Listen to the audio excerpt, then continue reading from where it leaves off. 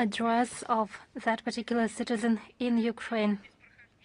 It can be done even without the person showing up in the military and medical commission.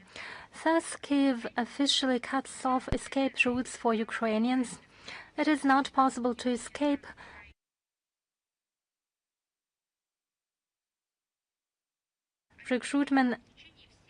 Recruitees and reservists will be stored in the Obirag registry throughout the entire time as they are listed in the military register, and after they have been put off that list for other 75 years. It's quite an optimistic forecast as regards the time of survival for the Kyiv regime. And the topic of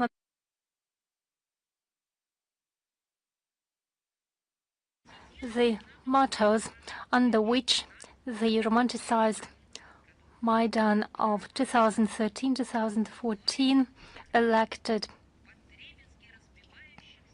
the current regime.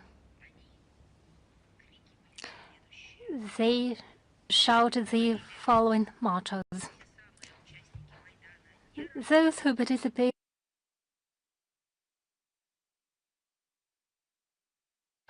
for the sake of peace, we are ready to talk to the devil himself, and they announced the end of the era of poverty, and so on and so forth.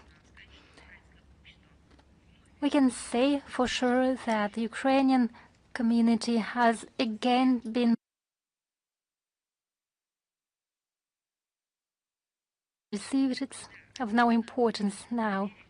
They simply entrust themselves to the political scammers. And who is more responsible, for those who deceive or those who have been deceived? It's hard to say. They promised bright future at the price of cutting off the ties to Russia. But what was the result? Today we see how mobilized Ukrainians are transported to the register centers as their small children, mothers and women see it. We could rephrase Gogol's novel Taras Bulba and ask, well, son, has the West helped you? It has created you this sort of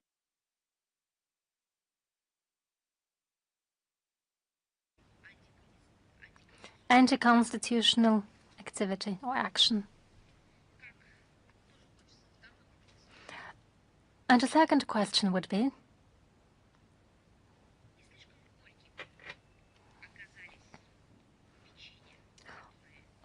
haven't the cookies presented by the Western representatives at Maidan proven too bitter? Wasn't poisoned oil or butter used to cook them? Did common Ukrainians really wanted to see Russia as enemy? Is it the sort of future they fought for? Did they want to sacrifice their lives to defend the interests of corrupted officials simply at the order of the West? No, it is not a rhetorical question. Of course they couldn't have.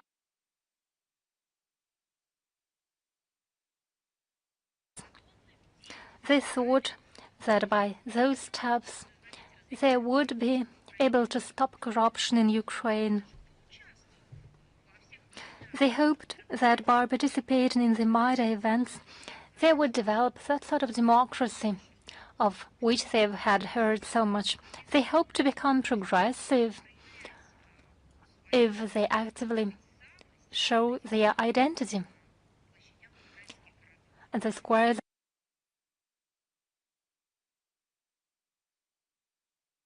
they thought if they bring together enough tires to fire, and if the flames of these tires go higher, then it would make their future brighter. That's what you always hear when you are suggested to, when you are invited to violate the law. They simply violated the law of their own country. They violated their own constitution. They violated the law of civilization, the law of historical memory, the law of humanity, and even the God's law. They did it, but we will talk about it in greater detail later. A deputy of the Verkhovna Rada of Ukraine, Daniel Getmantsev, coming from that same party, the servant of the people, sounds alarm. He tries to draw attention to the tragic consequences of the Zelensky's neo-Nazi policy. The population of the territories which are controlled by the Kiev regime has been reduced to no more than 20 million people. The annual loss exceeds 1 million. The mortality rate exceeds the birth rate by 4 times, and the public debt already has reached the level of $211 billion US. That is $10,000 for each remaining citizen of Ukraine. The US has a similar public debt, sovereign debt, and in these terms, Ukraine is really developing at a dramatic pace. It's no surprise to hear that there is a massive immigration from Ukraine to EU countries of men aged under 23. They fear the mobilization age will be reduced. They don't see themselves in the current Ukraine.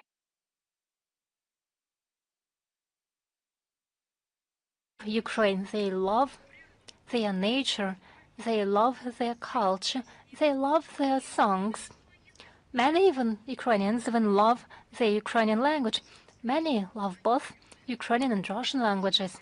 They love which is Ukrainian, but they don't want to die for the corruption of Zelensky and their ultra-nationalist brigade.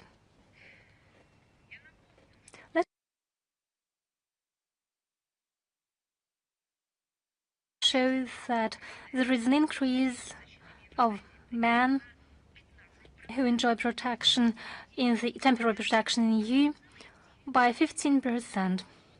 Their number now has reached 1,190,000 people.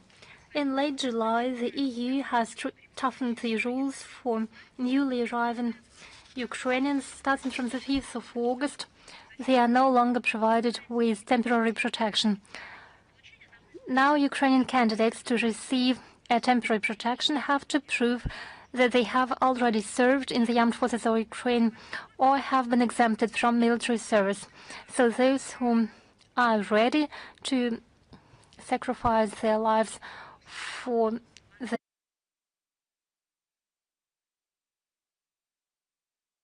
the tolerance. What's happened to the human rights?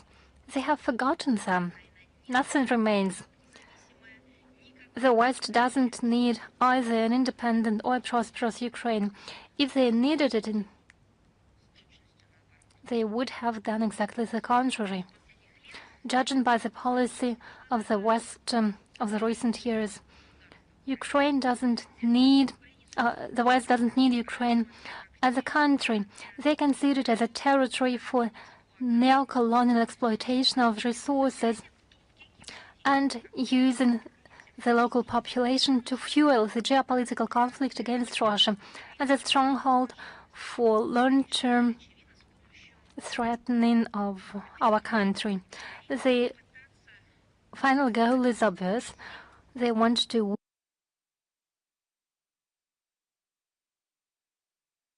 of the neo-Nazi Kiev regime is definitely predetermined. Somehow it doesn't concern the West, and in this context I'd like to stress that the only guarantee of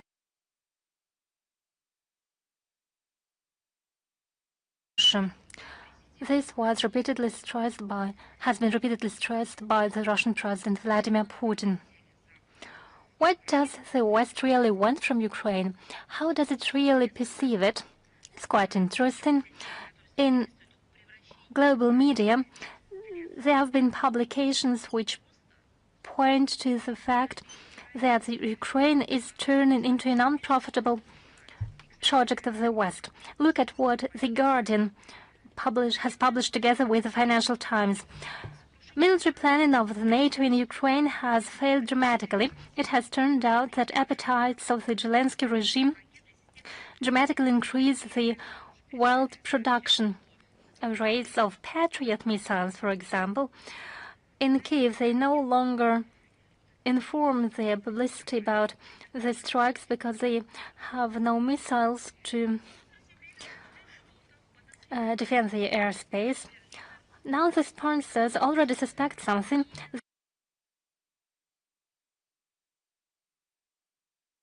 In what corruption mire of the Kiev have billions of dollars and euros of Western taxpayers are lost? Well, I can give you an advice. Talk to e-mobility experts at the resorts in the Western Europe. Talk to developers about the investment flows from the territory of Ukraine. The current Kiev political establishment has become the largest investor into the luxury industry of the West. Now I'm asking the German journalists, why do you look away? Look at what's happening in France, in the UK, in Italy and in Spain and in Germany itself.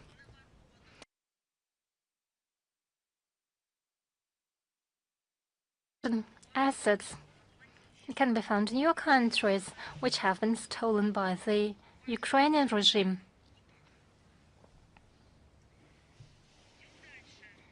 Now let's move on.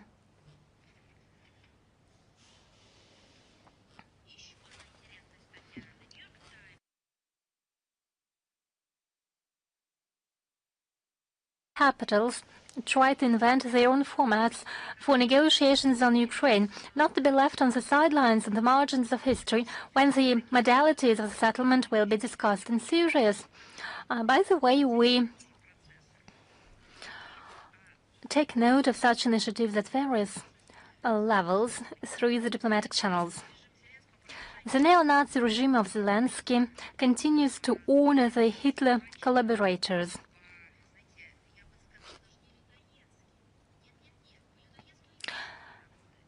They don't apply the shows the worst practices of necrophily. In Kiev, on the territory of the so-called National Military Memorial Cemetery, the remains of the founder of the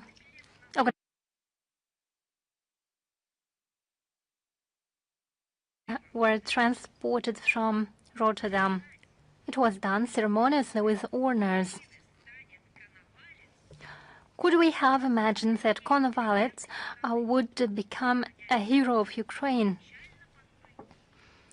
That Europeans would sink their heads to honor his memory? What would have happened to the veterans, to Ukrainians who were part of the Red Army, from common soldiers to commanders, those who were part of partisan units, those who suffered the horrors of the labor camps, those who survived, although they have been almost buried alive by the fascists, those who survived in children death camps.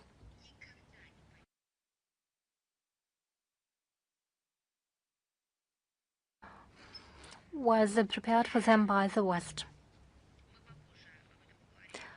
We'll talk about it in greater detail later. Now what about the West? What does it say as it sees this campaign? Only Poland expressed its criticism. It looks like it now regrets its supplies of military equipment worth more than 4.5 billion US dollars of military help. Yes, that's exactly the amount it has provided to the Kiev regime. And as a result, it sees Kiev honoring those who wanted to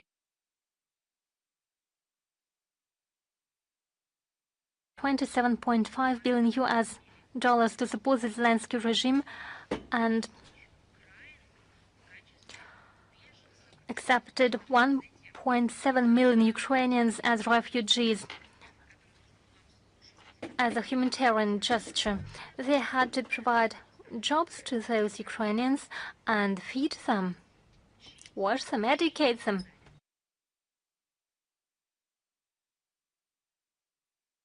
In return, it saw Ukraine honoring those who killed Poles.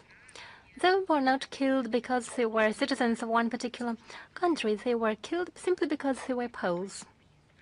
And only us, only our country sounded alarm throughout these years. It called Poland to wake up from the zombie propaganda which flew on them from the Ukrainian media. They demanded the Polish citizens to pay more to the Kiev regime and promised that Kiev regime would be thankful. They promised Kiev would confess the errors and mistakes of their predecessor. They will never do so. Zelensky honors the Nazi henchmen from those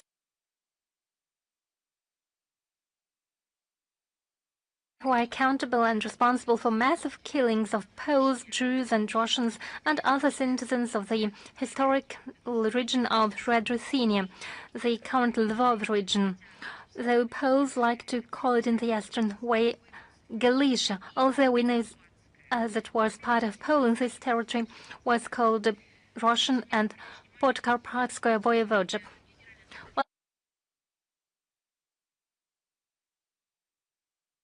Assembly on the resolution to find glorification of Nazism. Last time this document was adopted and approved on the 15th of December 2025 in New York at the plenary session of the 80th session of the General Assembly. It was supported by 119 countries.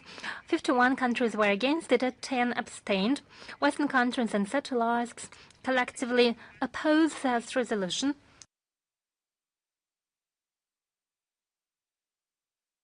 They explain it simply by that fact that it is put forward by Russia, but it's not the only reason. The main reason is they don't see nothing wrong in honoring nationalism, collaborationism, and in glorifying what was born by fascism in the Western Europe. Now we know it.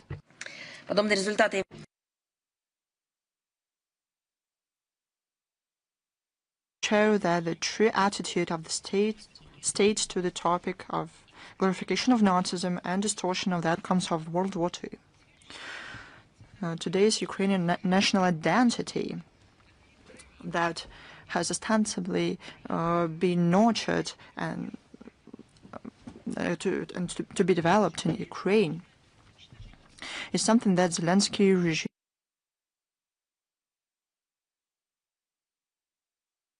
historically characteristic for Ukraine.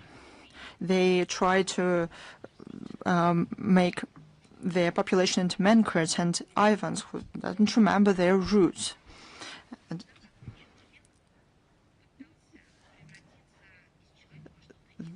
they believe into their own exclusiveness, but this is the way the animals do that. Why the Kiev regime does that? The answer is simple. They need people who cannot understand, who cannot tell wrong of right. It is easier to manipulate such people. It's easier to send them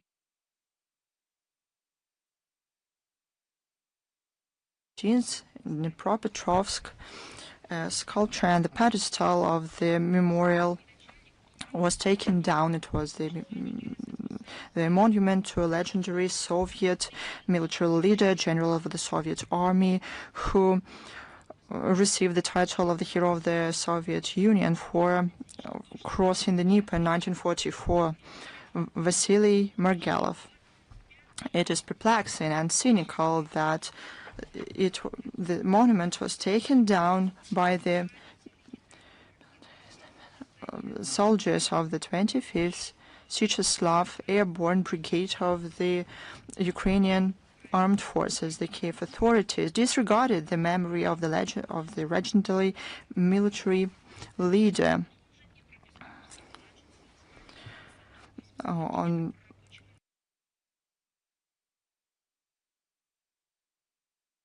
the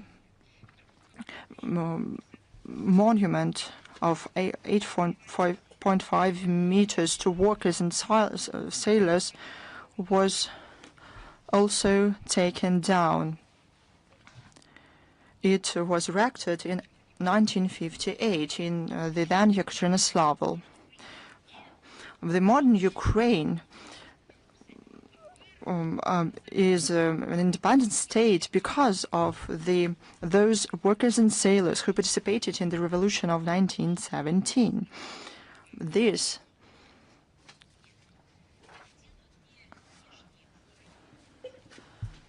Zelensky regime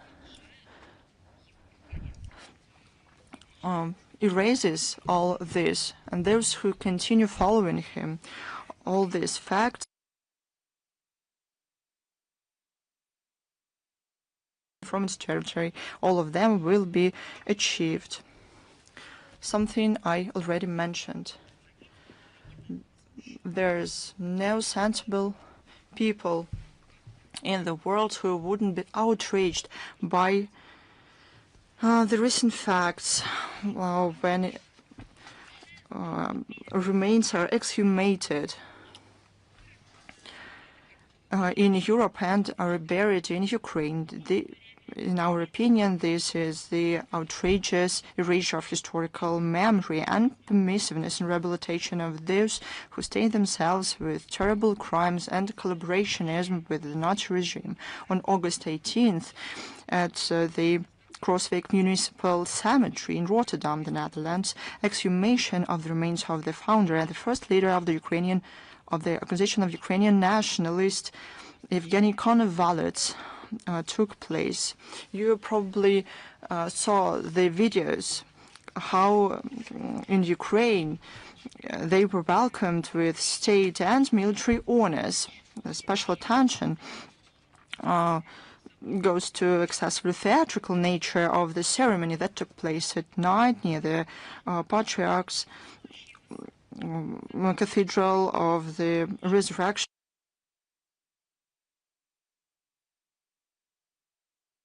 Soldiers, together with representatives of the Konovalet military school, together formed a torch corridor.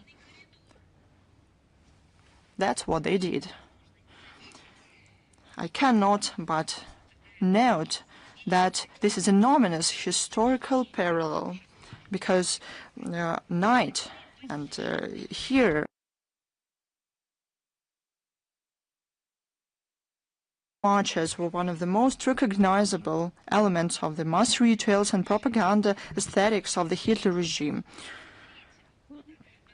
Such a march on January the 30th, 1933, was the way to celebrate by Nazi formations of an appointment of Hitler as a Reichschancellor. What do they say? There are no Nazis in Ukraine, but there are a lot of them, and they hold power there. But this won't go on for very long.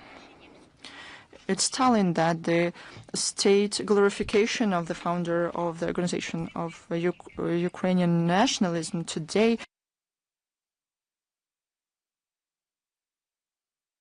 terms of visuals and symbols Afterwards, remains of Konovalets are meant to be taken to the so-called pantheon of national heroes created by the Kiev authorities. This is the consistent state program of historical rehabilitation of Ukrainian radical nationalism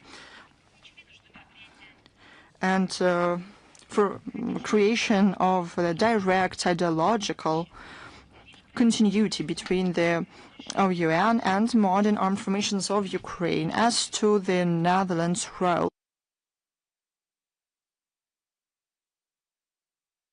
municipality of Rotterdam knowing. So there's no doubt that the Netherlands were very well aware that about the political essence of this PR stunt, and they knew very well that this is the glorification of the founder of a totalitarian nationalist movement. The only justification for this can be that to have remains buried on their territory is already a shameful enough thing. Thought about something else. They thought that it will help Ukraine in their confrontation with Russia. One more topic here.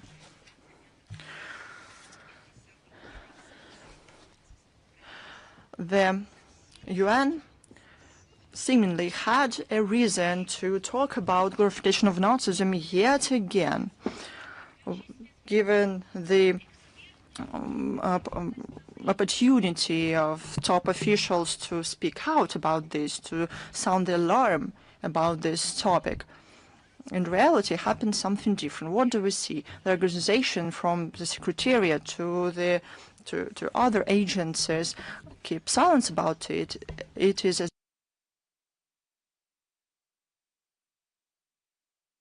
of the situation around Ukraine in terms of morality and culture. We took note of the double standards in the work of the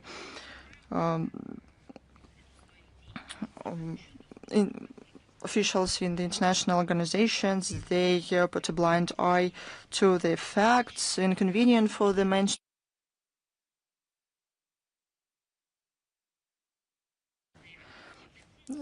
They sometimes forget about their mandate, and the trip of UNESCO General Director to Ukraine with a visit to Kiev, Laura is a vivid example. The head of this international organization, I mean UNESCO, whose mandate includes such pressing issues as the protection of the rights of journalists, educational and scientific and cultural facilities, visited Ukraine. He had an opportunity to the terrible persecution of journalists, destruction of the free speech, suppression of the free speech on the territory of Kiev, of Ukraine and beyond. He could talk about children whose education turned into a military training, about their ideology they are being fed and taught and brainwashed with. He could have talked about the language, how it is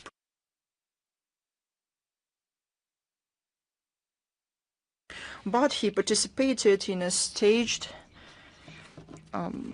performance in the Kiev and Pechor Lora.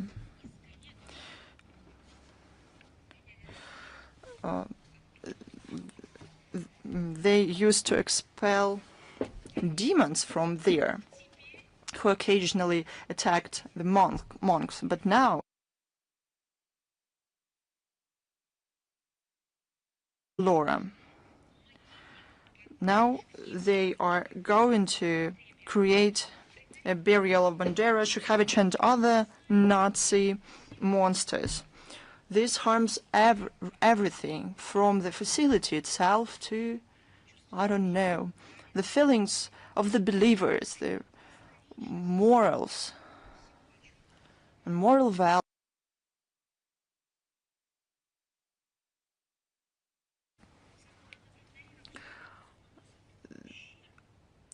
They ignore the fact that this harms the World Heritage Site inscribed in the UNESCO list. General Director, in response to Zelensky, expressed solidarity with Kiev and mentioned that it is a pity that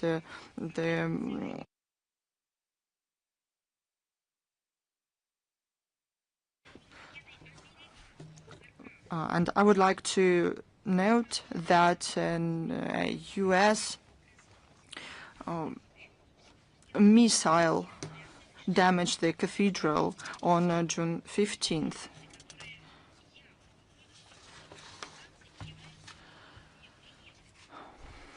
This goes beyond the mandate of the organizations. This is not the only example. The toxic politicizations undermine this international structure that puts a blind eye to the crimes of the Ukrainian Nazis.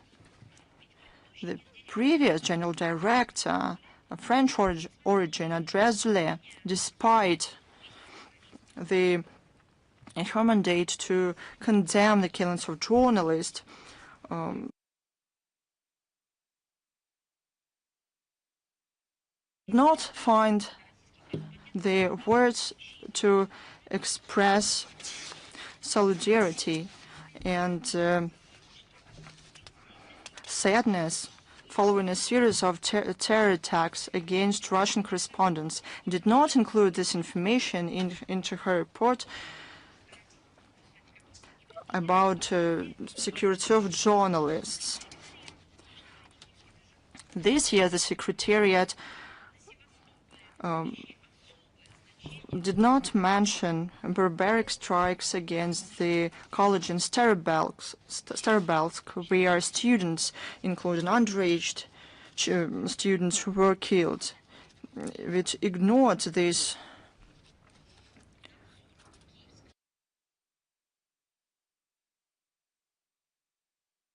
Meanwhile, UNESCO is going to respond to crisis. How and what about its mandate? What's the added value of the organization if even within its own mandate the organization cannot give unbiased evaluations? The visit to Kiev is yet again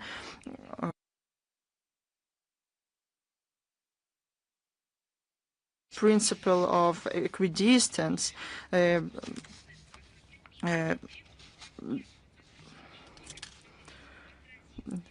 is Article 6 of the UNESCO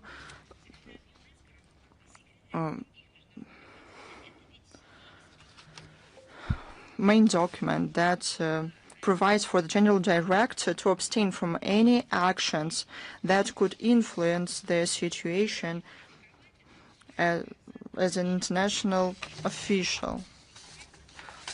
The UNESCO officials have to fulfill their duties strictly within their mandate based on the principle of impartiality.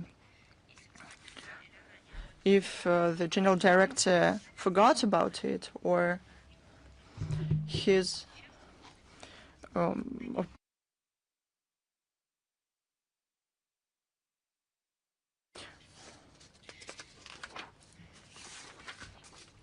and we will achieve this both through diplomatic channels and by providing relevant facts. In general, while visiting the LoRa, the General Director of UNESCO could have asked questions, but what's going on with the freedom of religion in Ukraine?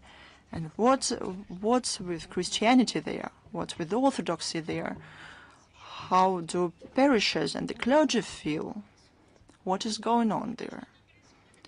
But what is going on is something that we mentioned in two reports.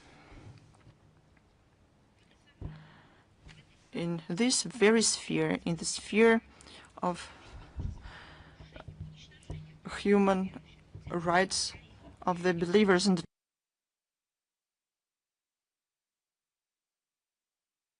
and on August 25th at 4 p.m. here in the MFA's press center.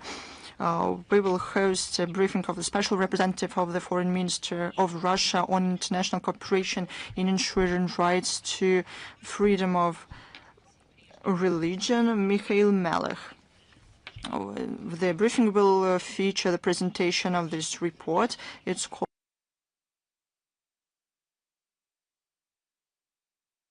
and parishes. The materials of the report will include facts for 2022-2026. The briefing will be broadcast online on the website of the ministry with a simultaneous interpretation into English, Spanish, and French. The broadcast will also be available in the accounts of the MFA in our accounts and social networks. We will also disseminate this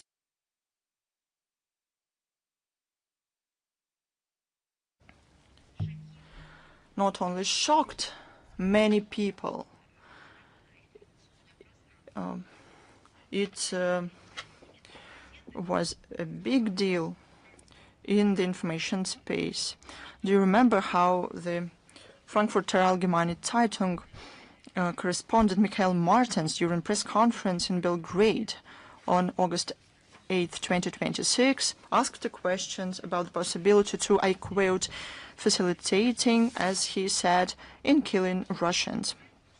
After that, the newspaper should change its title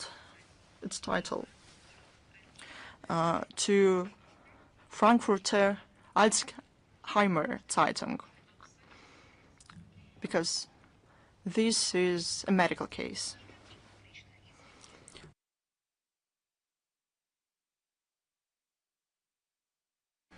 No attempts to disavow what was said. They were not there. These words were used consciously. This was a conscious, purposeful provocation. In this regard, Russia's embassy in Berlin on August 17th sent the request to the prosecutor's office in Berlin with the request to give a legal evaluation of this statement, given the Articles 111, 130, and 140 of the Criminal Code of Germany. They concern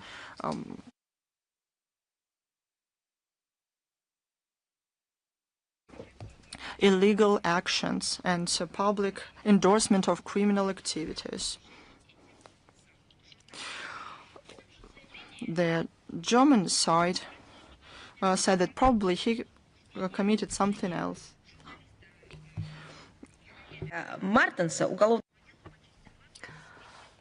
We informed the German side that under the Criminal Code of the Russian Federation, a criminal case was initiated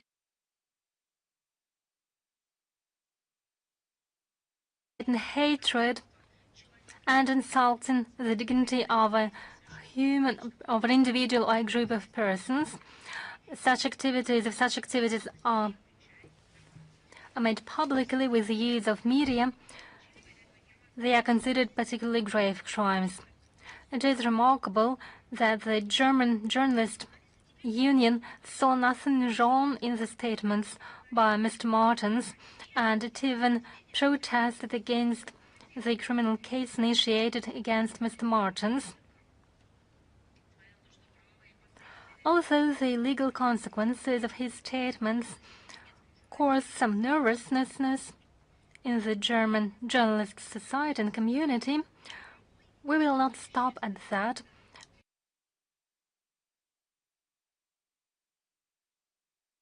Legal assessment. Insist on it. Now I would like to leave aside the formal side, and I would like to draw your attention to the following significant fact. A bit more than 80 years have passed after the end of the Great Patriotic War. Over that time, 3 generations of Germans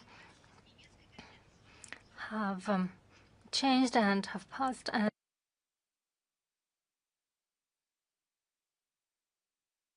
himself what can be done in order to kill more Russians.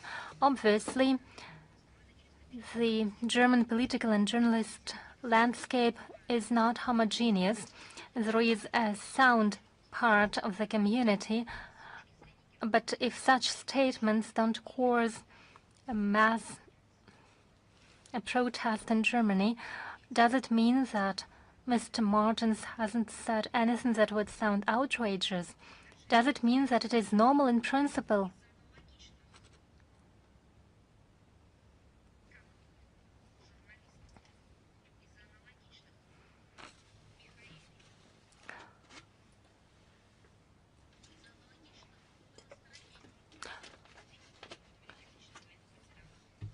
In World War II, countless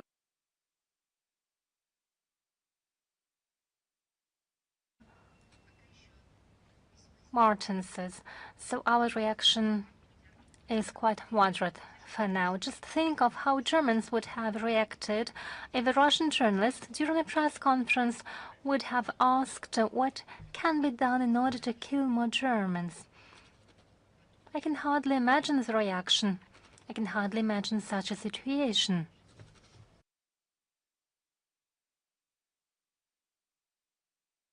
During the war, there is no family who wouldn't have its relatives who knew firsthand what the, Great Patriotic War is. And we can hardly imagine that Germany could ignore such statements against Germans. Even bearing in mind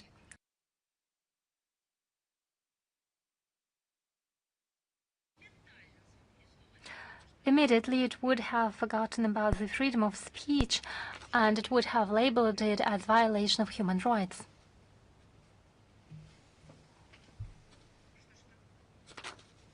So what's happened? There can be no double standards in that case. They simply can't be. Such things should be punished by everyone, by the laws, by the human condemnation, not by the cancel culture, but by a direct and immediate human accusation of this particular fact everywhere, regardless of nationality, religions, and so on and so forth.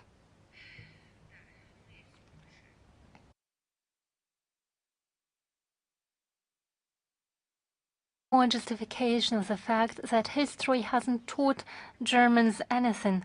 Why would they need it? Every year they rewrite history. It's quite convenient. You know, they change history whenever they want it. They are simply convinced that they are right. So in history we find examples about one's own exceptionalism, about exclusivity of one's own DNA. The atrocities committed by their forefathers, the punishment of the ideologists didn't teach them a thing. So no one should think that it is just one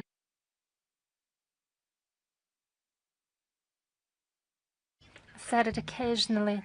No, it is something that was deeply enrooted, apparently, in his family. He confessed himself that he is working on an essay entitled The Essay of Michael Martens. Do you know how it is entitled? Probably you don't. It's called Killing Russians.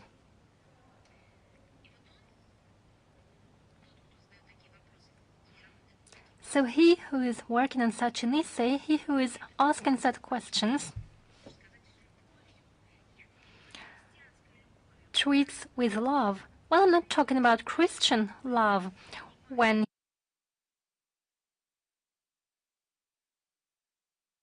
the atrocity it has been done, still love a person. Separating a person from the sin and giving him or her a right to confess a sin and never to commit it again. No, it's not that sort of love that he feels to his grandfather. Well, what's wrong about it? There's one simple fact. Hans Hermann Martens, 1936, was appointed a prosecutor by Hitler personally, and 1941 he was an officer in the staff of the Supreme Commander of the German Armed Forces, and later into the war he was a military judge of a division on the Western Front, where he pronounced verdicts to deserters. That is, after the war he continued his political career and has never been punished. It is a typical German story.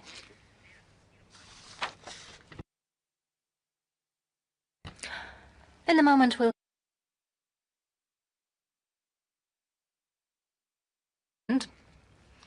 apparently Warsaw wants to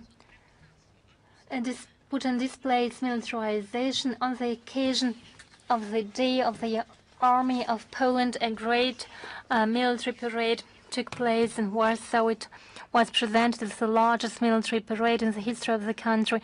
They wanted to eclipse the Warsaw Military Parade, Millennium Parade of 1966. They failed to achieve it.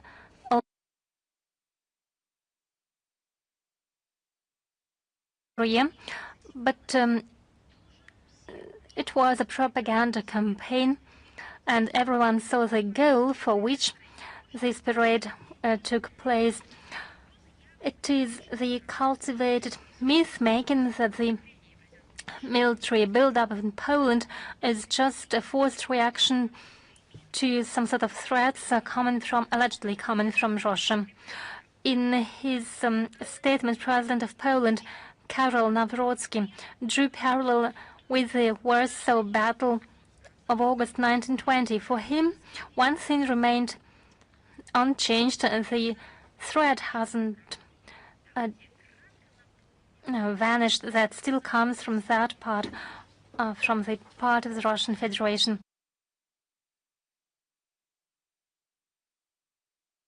6 years ago, let us dispel this myth and let us see at another attempt to distort history.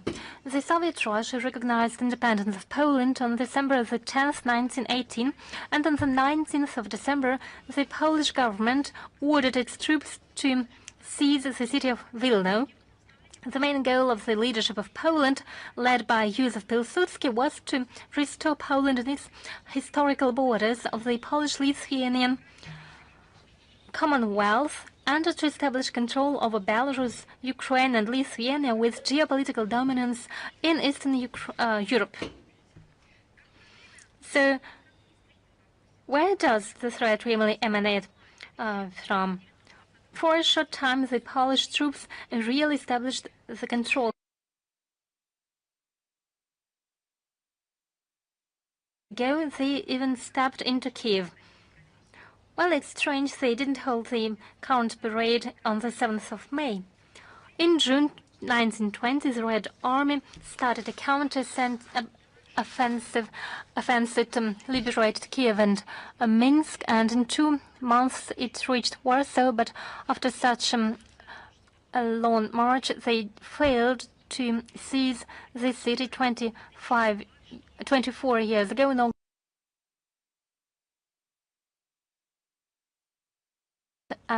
But it's another story. Now back to the parade of 2026. Prime Minister of Poland Donald Tusk revealed the true goal of Warsaw. He promised that soon the Polish army will be the most multiple in Europe.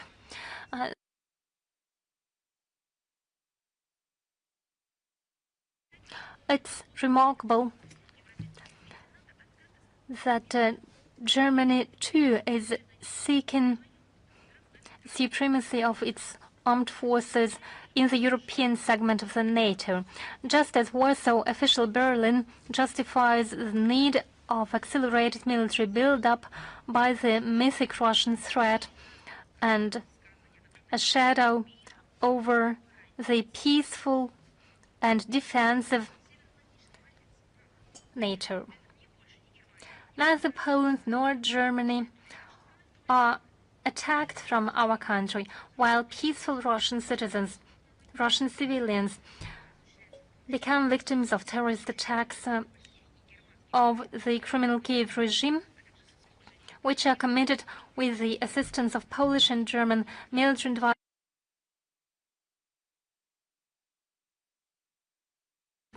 and intelligence.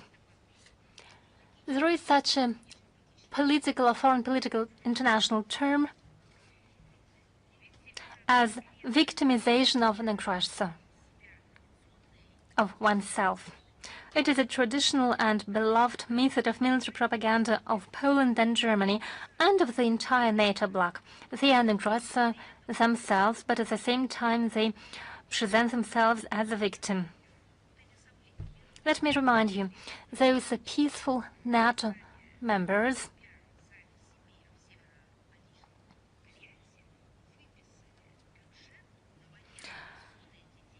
allocated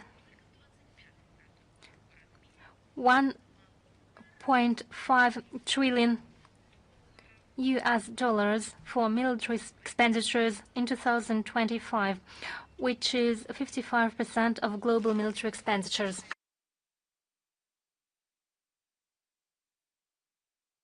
That topic, I will keep reminding of what happened 106 years ago.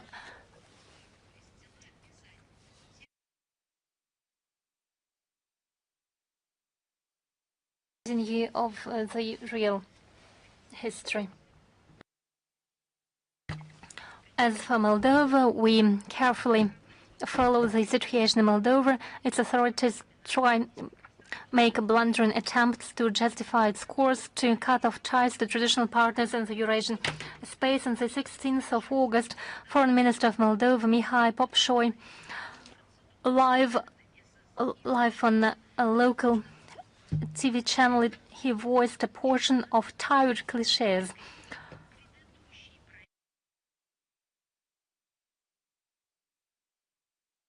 Policy of having food in both camps, and according to him, the current officials fulfill the will of the citizens who stand for integration into the greater European family. It looks like they stand for integration not into the greater European family, but into Romania. What sort of term could I find for it? Self-connivance for an action. The Sandu regime has invented this term and is implementing it. In conclusion, Popșoi added that Moldova has allegedly lost 30 years while pursuing a balanced foreign policy, and now it has decided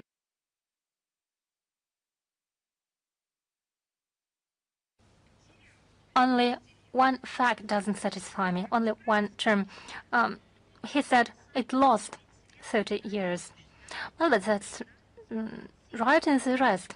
For 30 years, under Sandu, Moldova was implementing a balanced foreign policy. Obviously, such statements addressed to the Western curators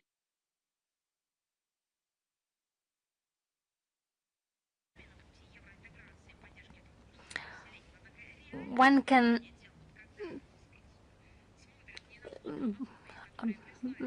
boast about the successes of Moldova, but the real situation testifies to the contrary. I'll give you a couple of examples.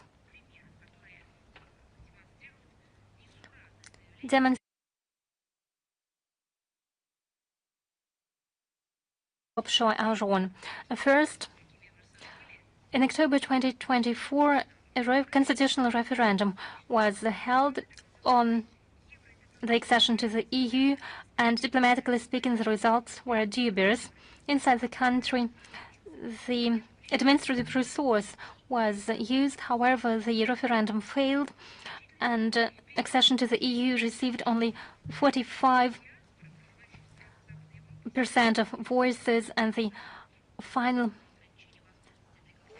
victory was only achieved thanks to the voices of diaspora living in Western Europe and in North America, and artificial limit to the possibility for Moldovan citizens living in Russia to vote. Secondly, according to the recent polls, only 34%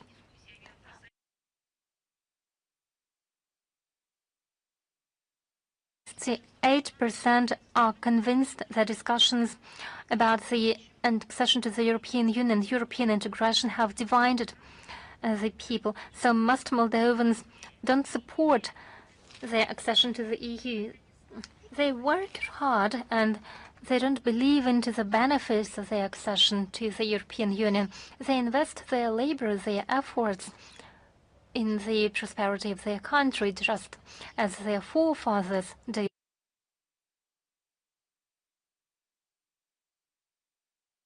Who responded to the cookies. They see the results.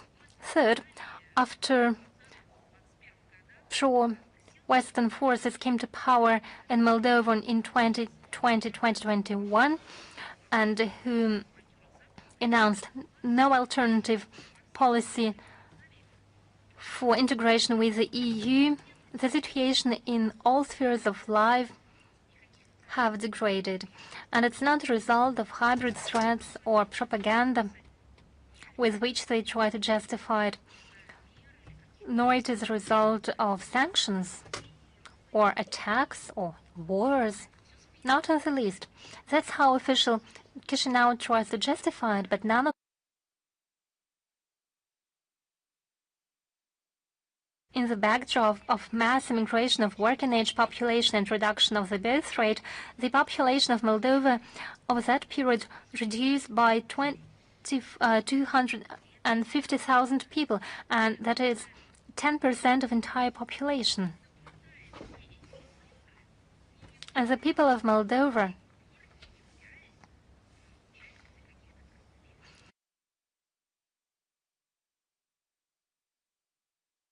the pro-Western policy that had such results. The external debt of the Republic increased from 3.6 to $12 billion. The trade balance deficit reached a record high $7.1 billion. The share of the agriculture, and Moldova is traditionally an agricultural country.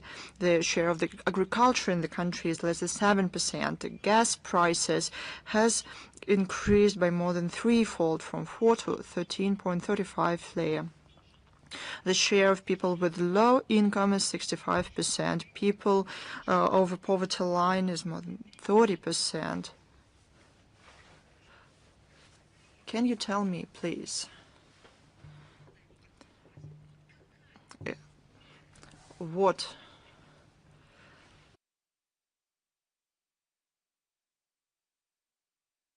lead to that? Nothing that Russia does in regards to Moldova could have never led to anything like that. These are the results of the Western pseudo-European integration that in reality does not exist. It is simply the destruction of Moldova through atrocious measures that they are imposed on through the Santos regime. I think we shouldn't even note that Moldova is de facto turning into a totalitarian state with no pluralism of opinions or freedom of the press. People are imposed on values that they do not share. Moldova has lost a lot in the last 30 years. In this regard, Popshoy is absolutely correct. But the damage that the authorities in the Republic inflicted on the country by the Maya Sandu's regime shows the reality and the real goals of the Maya Sandu's regime. She serves the interests of the Western countries. She doesn't serve her own people, but they want only to trick its own people.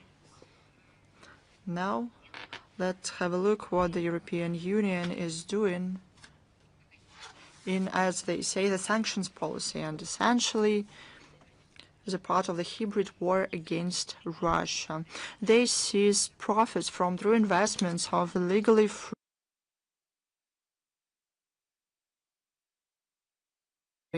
Depositarium Euroclear. They were frozen in 2024 illegally.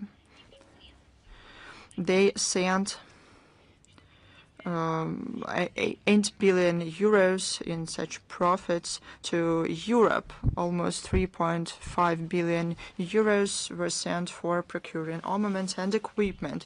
This is theft. It is clear that the money that has been accumulated as a result of the frozen Russian gold reserves is a crime. This money, by definition, does not belong to the European Union because the origin is the seized Russian asset. An inevitable consequence of this policy is less attractiveness of the European Union, because it is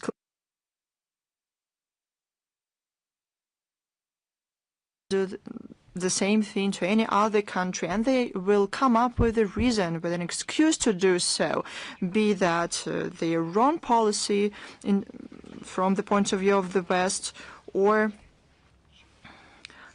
something else. They'll come up with something. In May this year, the arbitrary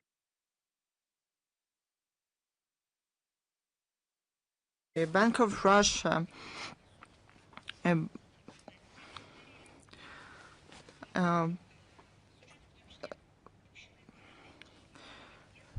they supported the request to immediately execute and fulfill this verdict. And the mutual claims of the European side were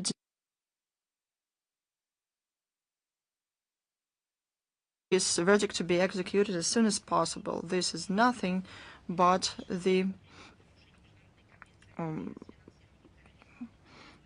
helping organization of terror attacks. I'm talking about the direct violation of the International Convention for the Suppression of the Financing of Terrorism of December 9th, 1999, and the International Convention for the Suppression of Terrorist Bombings of December 15th, 1997. The Russian Federation has the right to raise a claim against those who sponsor acts of genocide, terrorism, and other international crimes. The Europeans who involved in this theft fall into this category. There's one more wonderful story. I even didn't believe my eyes when I saw it, but it is the truth. On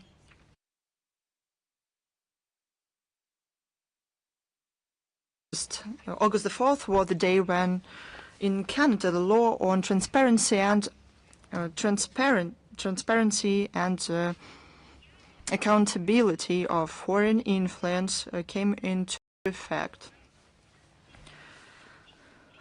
Now, in line with this law, even here in the citadel of Western values,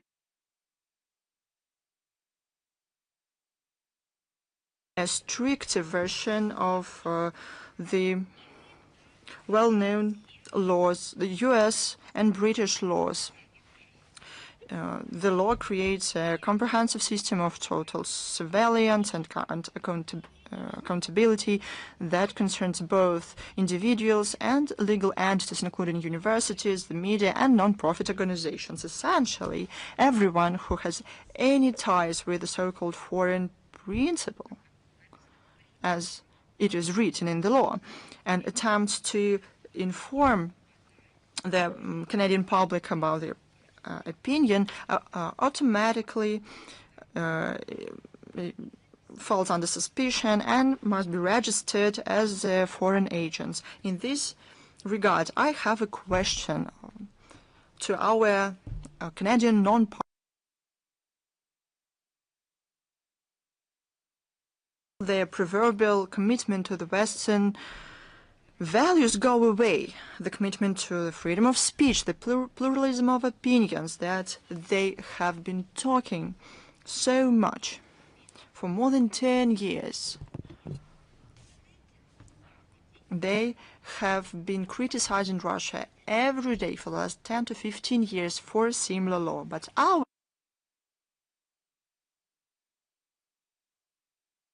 that have been used against Russia. But where did these values go away? They had huge words. A lot of airtime was given to the idea that it is a very bad thing to develop such laws.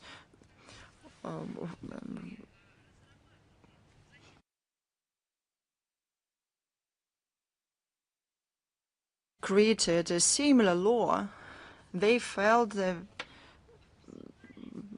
same consequences. Georgia was called many things in Canada.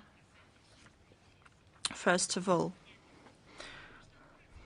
it's clear that when it comes to their own interests, universal values are disregarded. They are put under the carpet.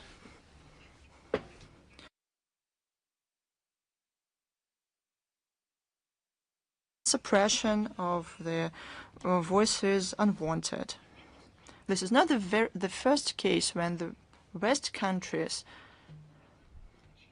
first, for some reason, believe that they have the right to criticize laws of other countries, and that was a response to their activities in the first place.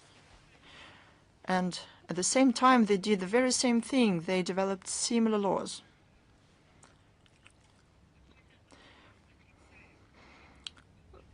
Literally denying the right of other states to develop, create their own laws, and to take legitimate steps to strengthen their national security, declaring them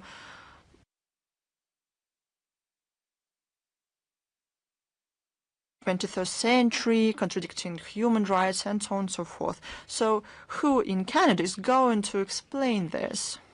This is the latest vivid example how in practice the Western rules work. Do you remember the rules-based world order? These are these very rules.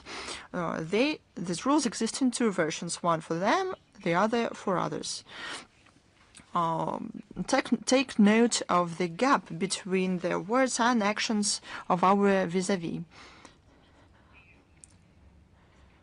Do you remember how the West criticized severely the law on transparency of foreign influence in Georgia? They call it the diversion from democracy. Even the Russians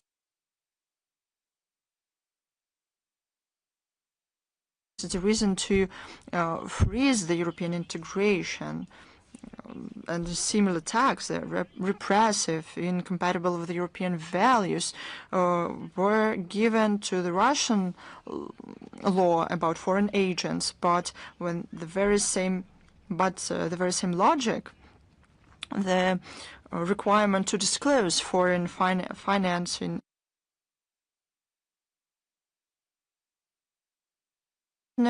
changed their narrative. But instead of repression, they call it protection of sovereignty instead of sovereignty instead of persecution, transparency, and accountability. So it means that the law is very good when it is adopted in Ottawa or London, and it is very bad when it is needed to protect sovereignty of Tbilisi or Moscow. This is a classic example of double standards. The criteria for the situation changes depending on what country wants to establish the order. We deem this approach hypocritical and counterproductive. Canada, as any other state, has a right to protect their political process. If right is denied to other states. But do you know how they explain that? They say this is a different thing. We will follow how this law is going to be practically implemented, because without any doubt it will create new serious obstacles for our bilateral relation that is already in a dire crisis. We reserve response. I say it to be on the safe side. We were surprised by the statement by the General Director of the IAEA, Rafael Grossi. He said that the UN ostensibly lost its relevance and is slowly dying. IAEA is a part of the UN. Oh, I don't know. Maybe he was talking about himself, about his secretariat, about his team.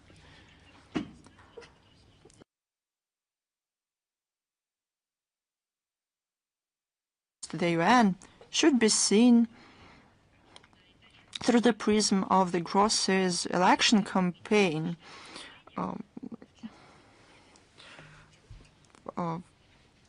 for the post of the General Secretary of the organization. We believe that his statements are exaggerated and aim first of all at attracting more attention of the global community in order to expand his support. The criticism towards the UN came into fashion, but probably it was more in fashion about a decade ago.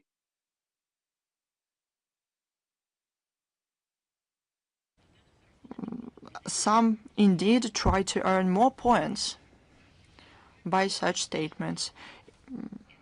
Indeed, the organization go through a rough patch. But why? And who is to blame? This is an important distinction here.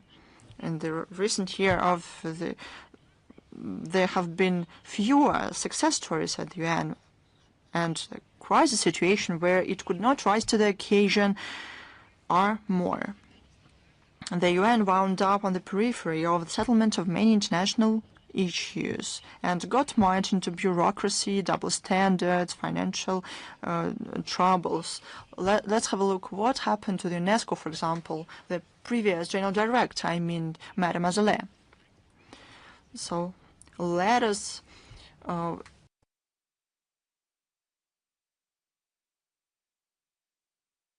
led to the problems when we discuss these problems. Huge part of the responsibility for the current situation at the UN rests with the General Secretary Antonio Guterres, whose position is clearly biased on the key issues in the international agenda. Under his leadership, the Secretariat got monopolized by the Western countries in violation of the principle of equitable geographical representation. The UN officials work not in the interests of the whole humanity. They implement guidelines of the collective West. They abandon principles of impartiality and equidistance. Moscow will be happy only with such a candidate.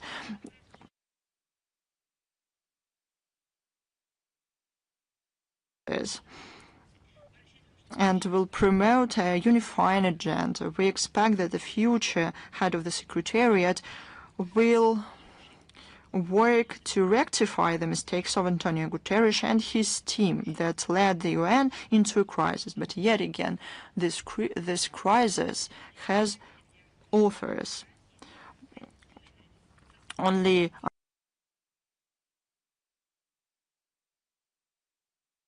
of the UN Security Council, the UN can become an instrument that will be effective in searching for the solutions to regional and international issues. Next topic. I would like to draw attention to several important dates. On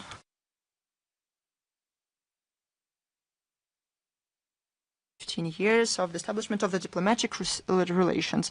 A milestone in development of our partnership was the opening of the Russian embassy in Juba in December 2025.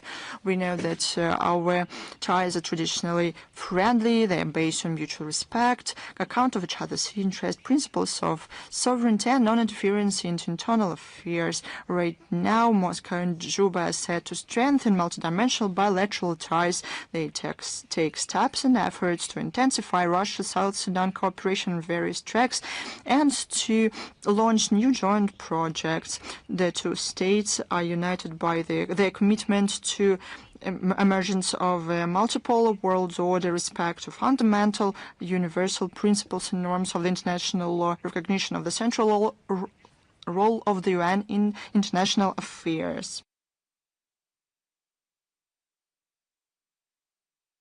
Our briefing in Rjev in July, I talked about the resorts and sites in the Tver region, and I'm happy to announce that on August 22nd, the main administration for the service to the diplomatic corps of the MFA of Russia will host in the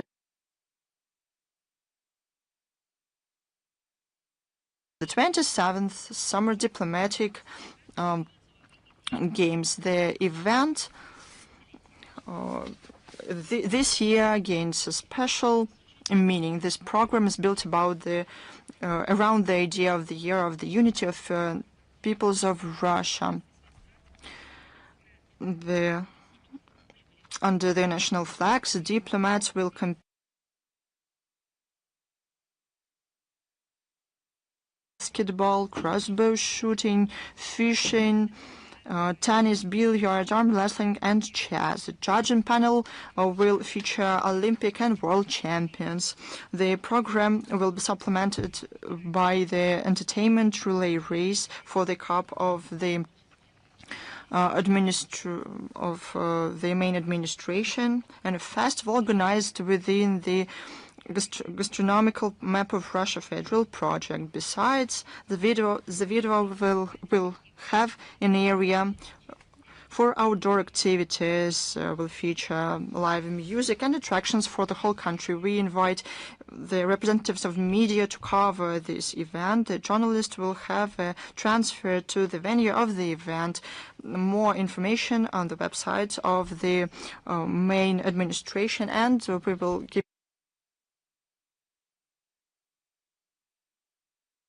Kazakhstan will host the 5th Kazan Global International Youth Summit, Education in the Era of Global Development, Human Capital for Sustainable Development. It will be held from the 26th to the 30th of August.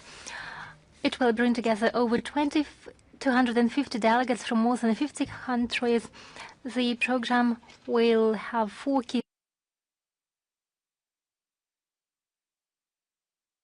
heads of leading universities, Innoverse 53 international program, youth program, and a series of expert and open discussions. Main topics will be AI and modern educational technologies, future professions and human capital, the role of innovations and youth in the global changes, in the time of global changes. A ceremony of awarding the Global Award of Youth Leaders will take place as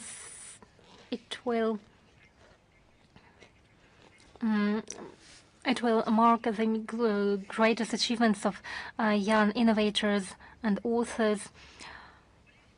There will be also an event dedicated to the role of young diplomats in establishing the intercontinental space of harmony.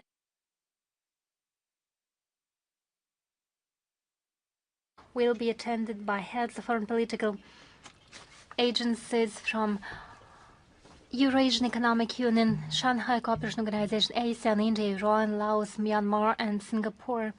There will be a thematic session, Youth Dimensions, the Great Eurasian Partnership, and expert discussion table with participation of the Russian MFA, the Council on Foreign Affairs, Россотрудничество, and the Strategic Vision Group, Russia Islamic World, and so on and so forth. And in 2 days, on the 22nd of August, our country will celebrate the national flag day. This day was established by the decree of the President due to restoration on the 22nd of August 1991 of the historic Russian tricolor, which is around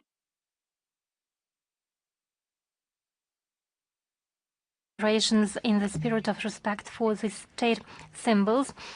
The flag is something that any visitor, the first thing visitor sees when he or she comes to the Russian diplomatic mission or an official building. It was subject to provocations over time. Each episode is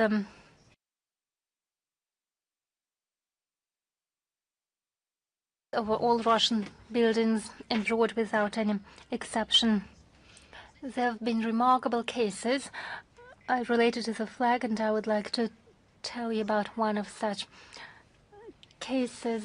Some of our compatriots or even journalists sent me some information material. It was not an article, but it was a letter. A compatriot sounded alarm when he was passing by one of the buildings of our consulate generals.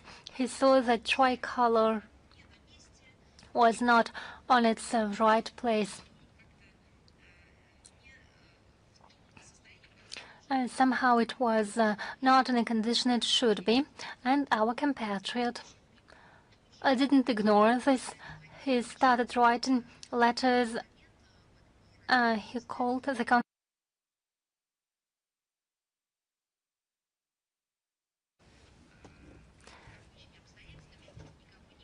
No one was present in the consulate general, and probably due to the weather conditions, the national flag was cut off. And just imagine, our compatriot found that he was forced to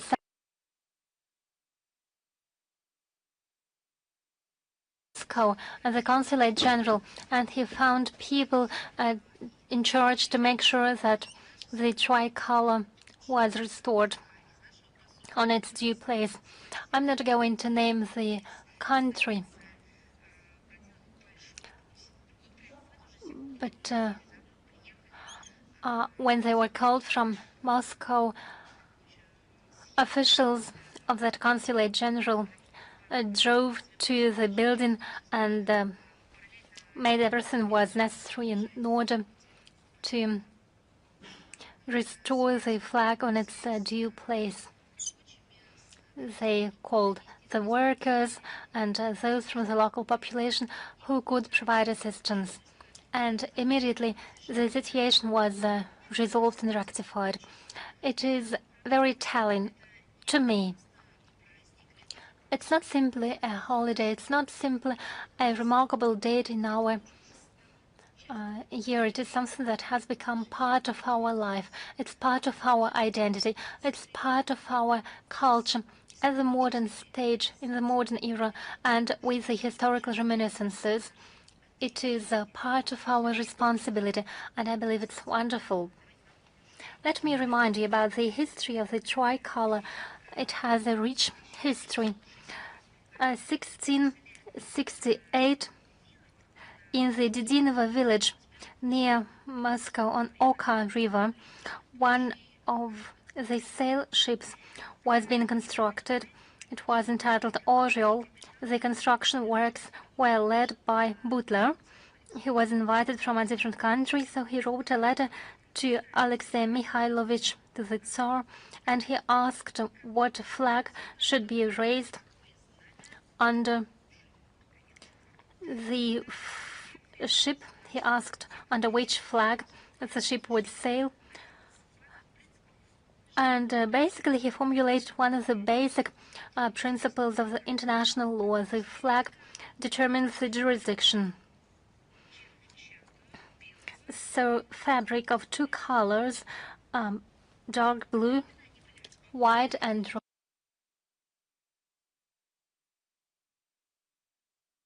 in what order these three colors were put in the flag, because it never reached its destination. This fabric never reached its destination, but nonetheless the flag survived and has become the national symbol. The tricolor, as we're used to see it, is composed of the three strips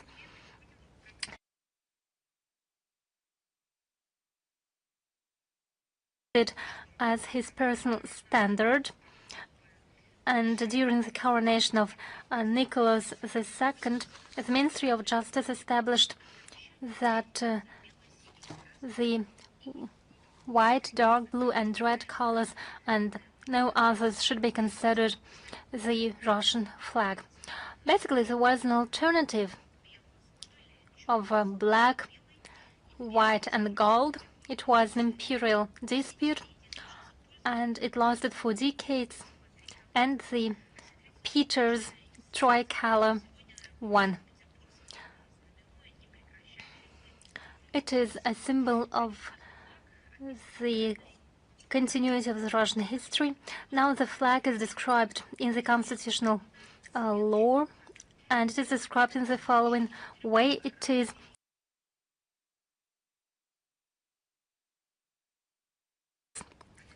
and the altitude of width of the flag to its length is 2 to 3.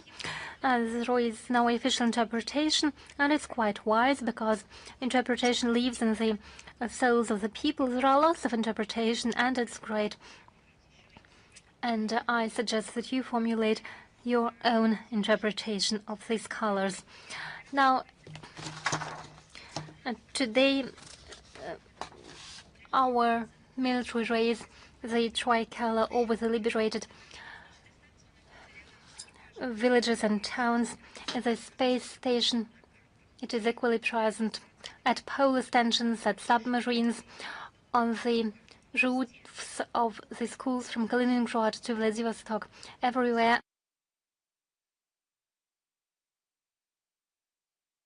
Think of its history,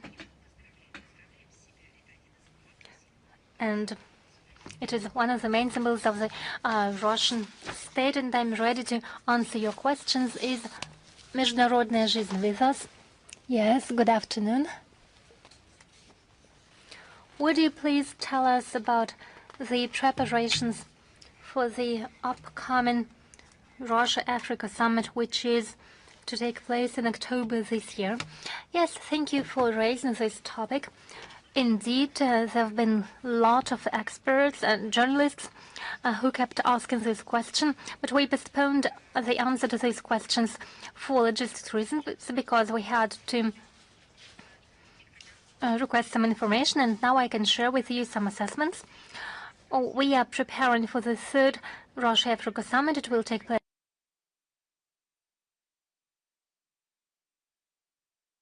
heads of state and government of all African countries are invited, as well as heads of executive bodies and of regional integration structures of the continent. Due to the mutual interest in enhancing trade and investment cooperation, we intend to focus the agenda on economic issues. In this field, we have a vast potential which hasn't been tapped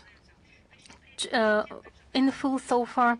As priority topics, we'll also discuss cooperation in the field of peaceful use of nuclear energy, development of independent pay-in systems, food security, digitalization, and artificial intelligence.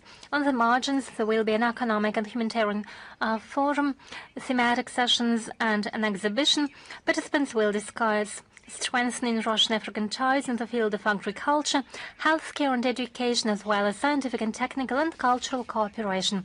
We expect a solid package of intergovernmental documents and commercial contracts to be signed on the margins, and we note with satisfaction the interest of our partners for the upcoming event. It is for sure many African capitals have already confirmed their participation and will send representatives delegations to Moscow, including heads of civil bodies and businessmen. And there is no doubt the third Russia-Africa summit will be organized at the top level and will give a strong impetus to further development of Russian-African partnership in all fields. And we will necessarily inform you of future events.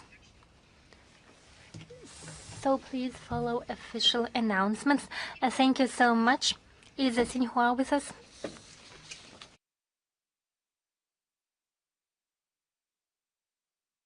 Madam Zakharova. Today we have the following question. On the 81st anniversary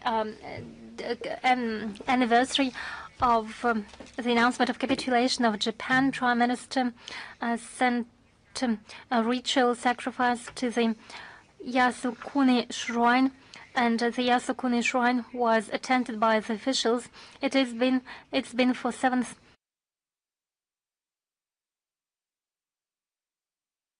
on this day. How would the Russian side comment on these activities? What real risks does this outright glorification of aggressive history bear? And it is a challenge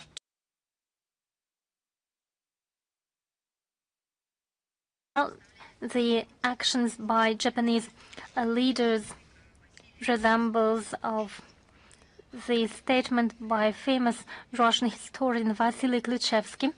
It is a very famous statement in our Russian community. Probably there are similar statements in your language. It is very simple, but at the same time it's very important. History doesn't teach us anything, it only punishes us for not knowing its lessons.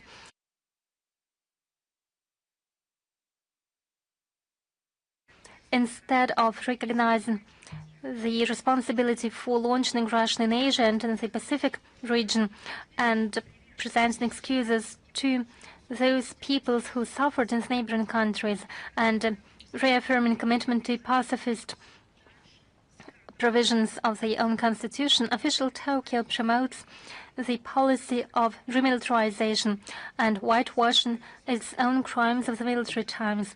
It reconsiders the principles of the main law of the country and intensifies discussions of the revision of 3 non-nuclear principles.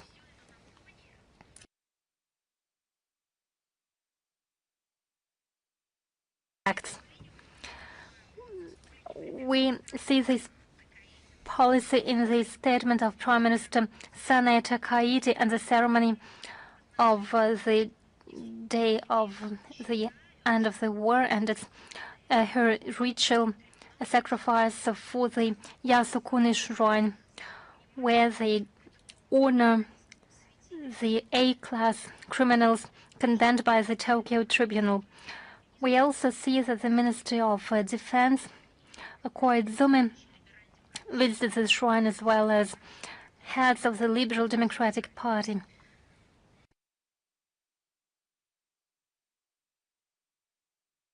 Revanchist act doesn't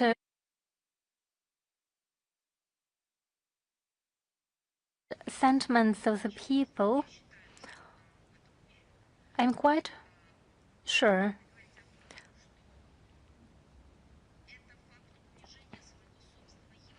it is a fact testifying to the loss of dignity of the Japanese people. It presents the Japanese people not as a people that still remembers the World War II, but has forgotten. It may bear great risks as it happens. Japanese people know full well, as one of main aggressors of World War II, for decades Japan has failed to recognize its outcomes and presents itself as an innocent victim of attacks by Western powers. Japan was in a union with the fascist Germany. It should stop whitewashing the inhuman pages of its own history. They have no right to make such statements, given the tremendous victims, I mean colossal victims of World War II, for us the Great Patriotic War, which were a result of their terrible aggression and militarist policy.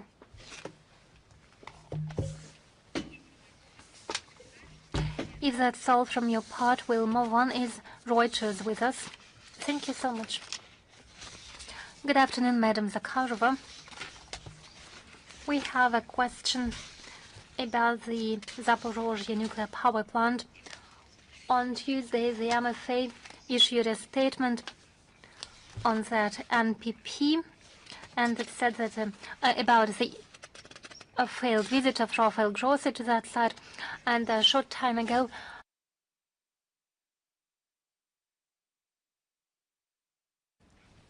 commented on the explosion at the bus stop. How would you comment on it? You know, we gave evaluations to this crime as the visit of Mr. Grossi to Energodar and the NPP failed.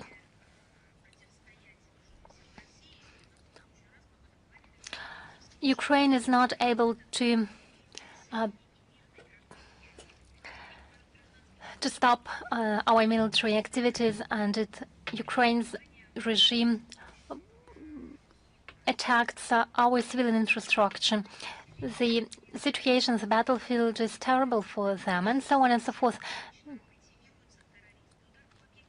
A strike against the facility near the power plant is another attempt to put under threat the physical security, the safety.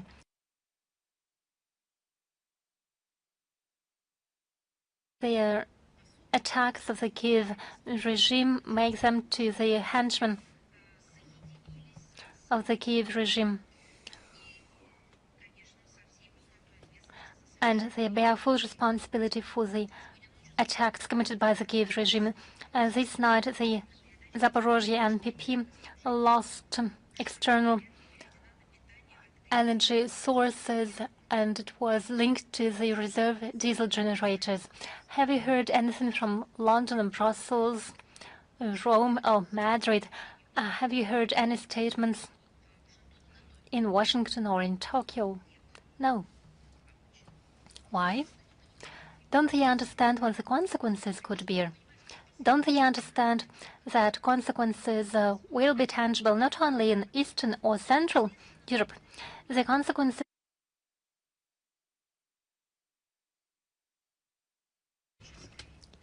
due to the terrorist infection of the Kiev leadership. It feels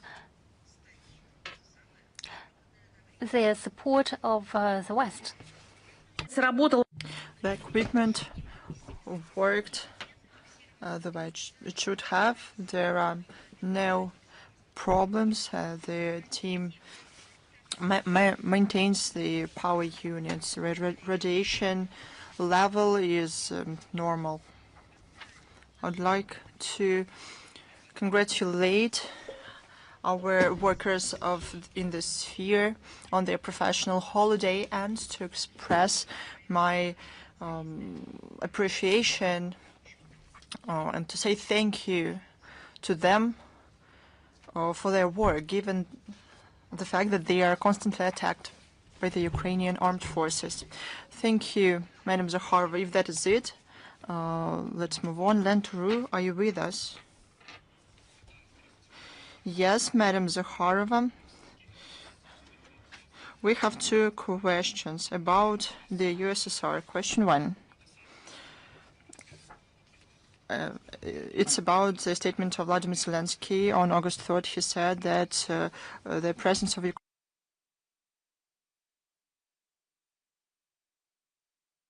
is the independence of these countries. It is important for him to maintain these relations and said that he was proud to have them. What does Moscow think about Kyiv's attempt to build relations with perennial partners of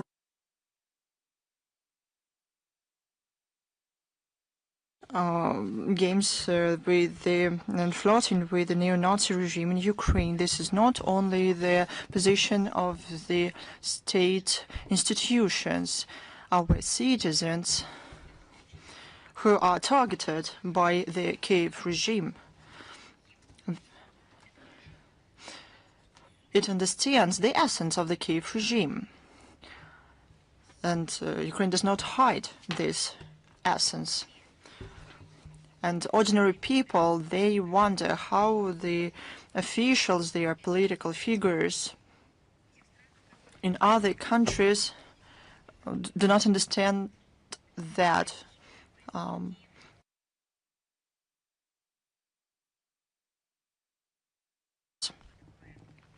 We condemn trips to Kyiv. They kill Russian citizens, not only Russian citizens, for that matter.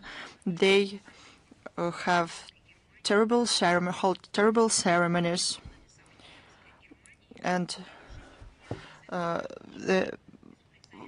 for the victory in the Great Patriotic War, millions of people gave their lives, and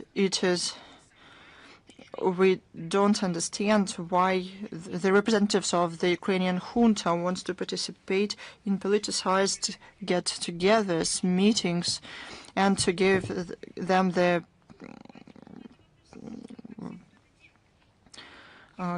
a podium to threaten Russia. But this should be left on their conscience. However, we won't do that. We will appeal to their conscience, but we won't pretend that we don't see any of it. They should be aware and realize what such a policy is fraught with in the context of relations with Russia.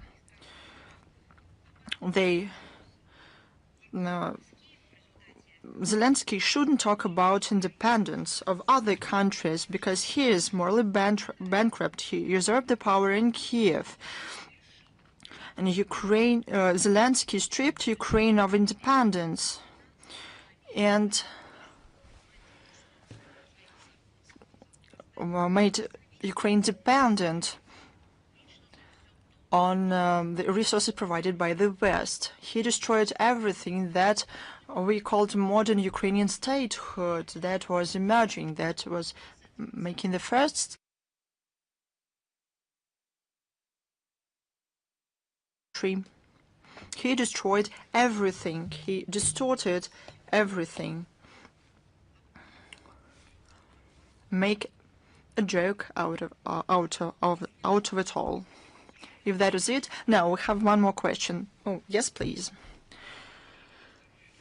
Question 2. It's also about the post-Soviet space. Tbilisi plans to restore diplomatic relations with Russia in the nearest future and to sign an agreement on about not applying force in Abkhazia. Does Moscow know anything about it? I cannot take this statement seriously. I don't know.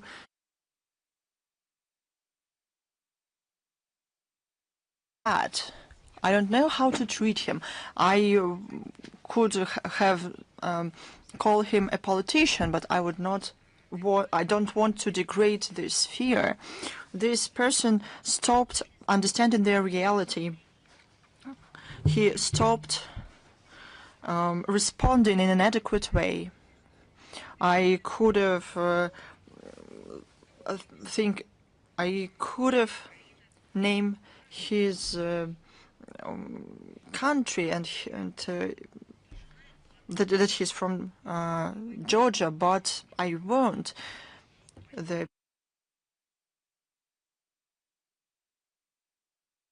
In 2008, he started a bloodshed against South Ossetia and Russia peacekeepers, and the most important things against his own people, and he pretended that it was for the interest of his own people.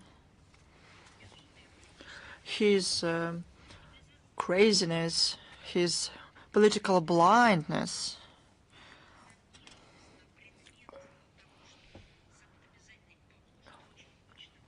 his faith in the West that it will help Georgia, all of it harmed Georgia in a way that cannot be redeemed.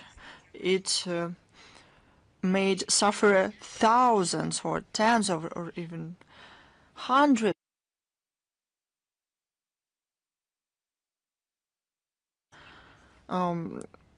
officials documents Georgian authorities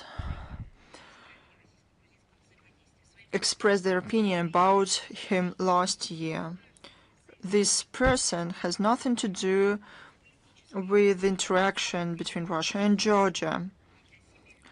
He wants to remind about himself by all means available to him.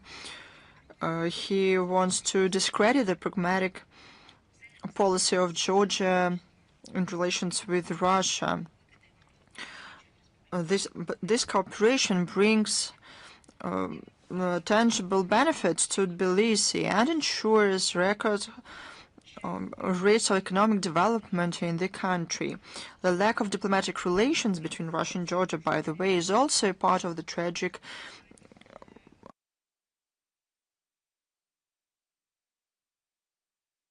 of the people. The decision to cut off ties was not even a mistake. It was more than a crime. It was a criminal mistake. But as it was Tbilisi, well, I cannot say Tbilisi and mean the Georgian people, Saakashvili. He did that. He was the president of the country. That's why Georgia must be the initiator to restore the diplomatic relations with Russia. We're open to such an opportunity, but for now,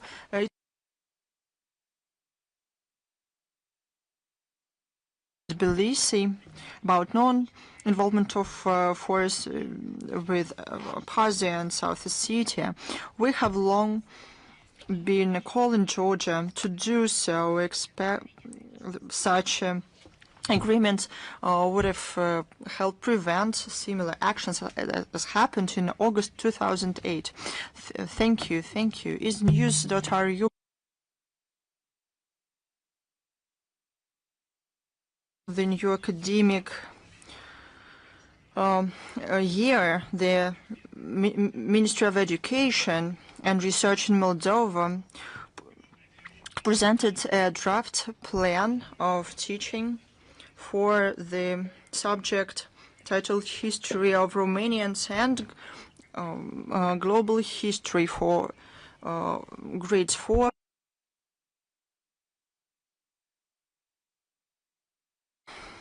We saw this document, the draft plan for teaching. We were surprised, and it is a striking absurdity.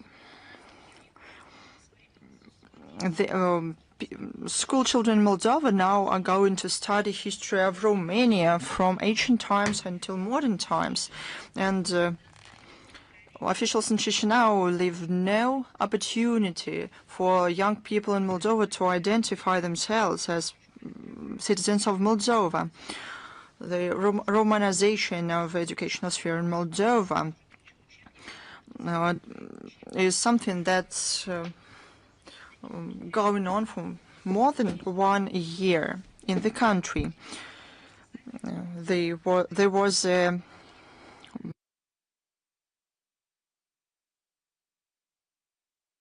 grade 12. It had a lot of propaganda stamps and lies. In the book in Romanian language had 114 mistakes, and in the Russian language version there were 137 mistakes. How were these facts distorted? The authors justify the participation of Romania on the side of fascism, on the side of Hitler. The authors of this book whitewash the terror action to communist activities. They don't mention facts of condemnation and punishment of military criminals, including Antonescu himself.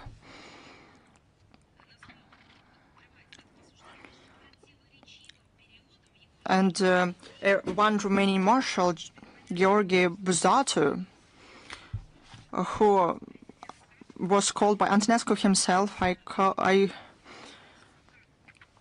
quote, an ambiguous period in his life and activities. Now it's clear who inspired Maya Sandu several years ago.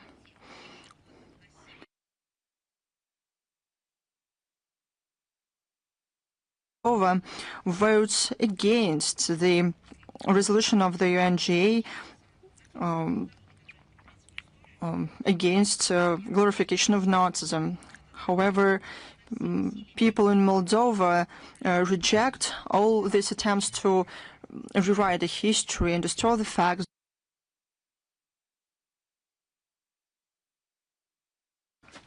and moral values. I wonder if people in Moldova are going to be Romanians, then what country is next? That this won't be the last country. This is clear. If that is it, then we move forward. Is China's media corporation with us? Yes, Madam Zakharova. Kazan hosted the fourth international forum Sprouts Russia and China mutual in development of trade and economic cooperation between Russia and China. What's its uniqueness? What possibilities does it create for further strengthened bilateral ties? This is a wonderful forum. It takes place annually in Tatarstan. It became a key regional platform for political dialogue between two people and the possibility to take real practical steps and launch economic projects. The uniqueness of this forum is its interregional character and orientation of practice. The main success criteria here are real projects and economic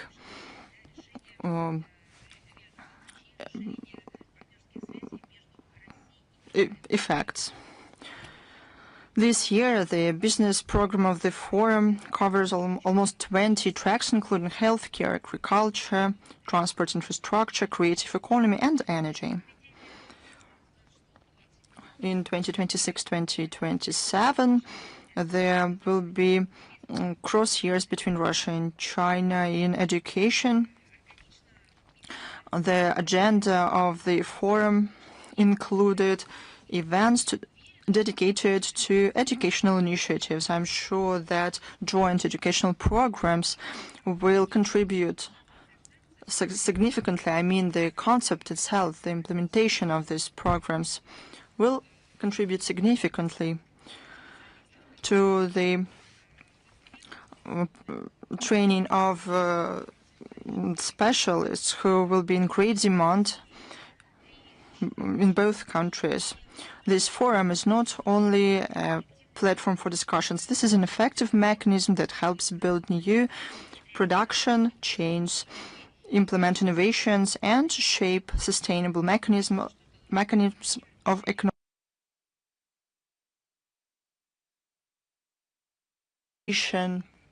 can be if it's initiated at the regional level. Thank you. Thanks to you. Is Russian Vector with us? Good afternoon, Madam Zakharova. We have two questions today. First,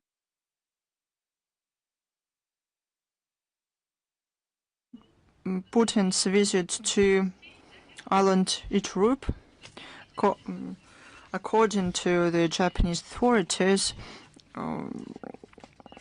bothered them. As a response, China called on Japan to comply with international order that was shaped following World War II. At the international level, outcomes of World War II yet are being discussed again. The territory of Ukraine is part of the Soviet territory. Russia is the successor of the USSR. Advisor to the Russian President Kobykov said that it's necessary to give the evaluation to the destruction of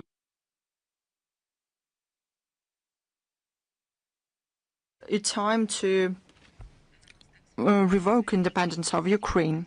Foreign Minister Sergei Lavrov, in his statement of December 11, 2025, at the round table about the Ukrainian crisis, noted that Ukraine should return to out-of-bloc non-nuclear status. This is the foundation of their statehood. These principles of July 16, 1990. The Ukraine that was independent after the USSR was ceased to exist, had laws, and their constitutions had guarantees for the rights of ethnic Russians, Russian-speaking people, and national minorities. Today, these rights are violated by the Kiev regime. The Declaration on Principles of International Law concerning the cooperation between states under the UN Charter says that all states must respect territorial integrity of countries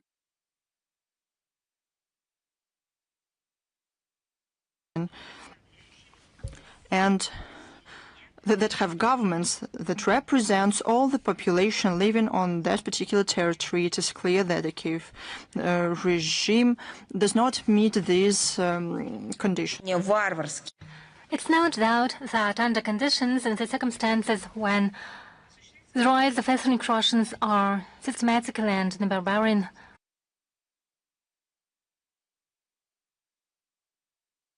and there are persecutions against the canonical Orthodox Church.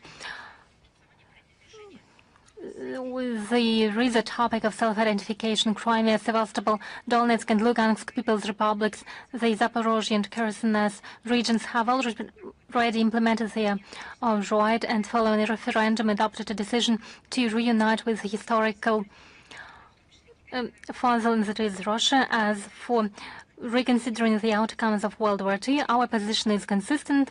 The reconsideration is unacceptable and is a direct threat to the international law and security with our friends and partners, including the People's Republic of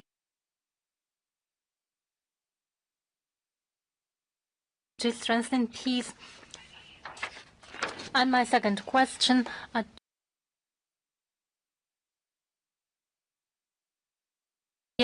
for the sake of enhancing his relations with Kim Jong-un, what do you think it is a weakness of Trump or another trick by Trump? So you see no other version, it is either weakness or a trick? Well, I think that a sovereign and independent state can itself determine the parameters of joint military exercises. What matters is they are consistent with international norms and pose no threat to anyone. And I think you'd better ask this question and ask for clarification in the American embassy or American officials for them to formulate their motivation behind this step. But there is another parameter which is important to us, which concerns us directly. We are also part of the Asia-Pacific region, and repeatedly we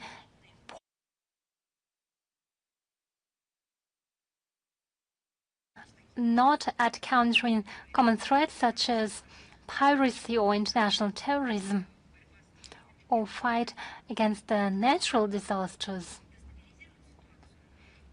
If they rather destabilize the situation and don't serve the goal of strengthening the security but rather eliminate the security, then any steps which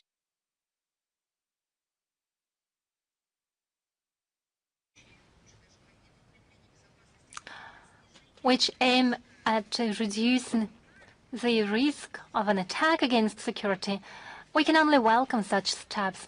And what is the motivation behind them? You'd better ask the US side for clarifications. Thank you so much. I thank you. Is the Tower News Agency with us?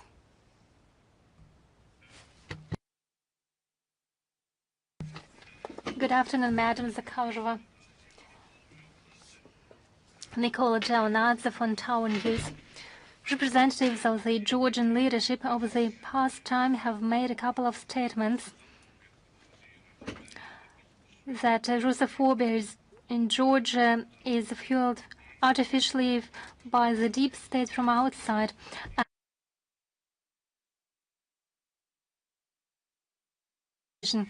In the context of the statement of Georgian government, what do you think? Can fueling anti-Russian sentiments and public rhetoric against Russia prevent the development of trade and tourist ties of Georgia and Russia? Well, we repeatedly stressed the strong cultural ties which link Russia and Georgia. We uphold the same values and we have a common spiritual foundation which is not influenced by time and aggressive attacks from outside. There are intertwinings of historic faiths and cultural similarity, and despite political differences, despite the statements and actions by Saakashvili, we try to establish necessary conditions for enhancing bilateral cooperation and humanitarian ties with Georgia. Over the past years, a lot has been done in order to enhance transport ties and tourism. Our cooperation is growing, and in 2023, President Putin took the decision to reinstate direct air communication and abandon visa for short-term travels for Georgian citizens. In October 2020,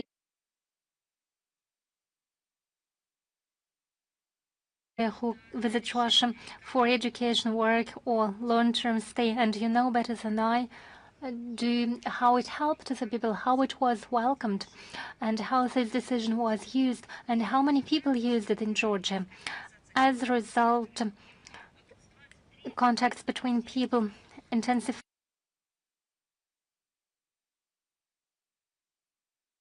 by 1.5 times and reached the level of 1.6 million people, and it's still growing. Every fourth tourist in Georgia is a tourist from Russia. At the same time, there have been serious case incidents with Russian citizens in Georgia. It requires our particular attention and activities on the part of the Georgian authorities. We take note of the statements of Georgian leadership, and we expect Tbilisi to take exhaustive measures in order to prevent Russo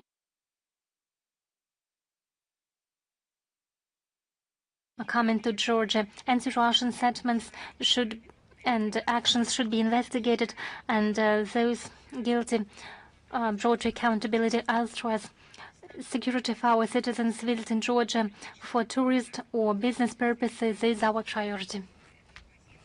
This is a position of any state to protect its own citizens. Thank you. Is Anadolu with us? Yes, good afternoon, Madam Zakharova. We have one question today about the elections to the State Duma. Will foreign observers and representatives of international organizations be present, and if yes, then who exactly?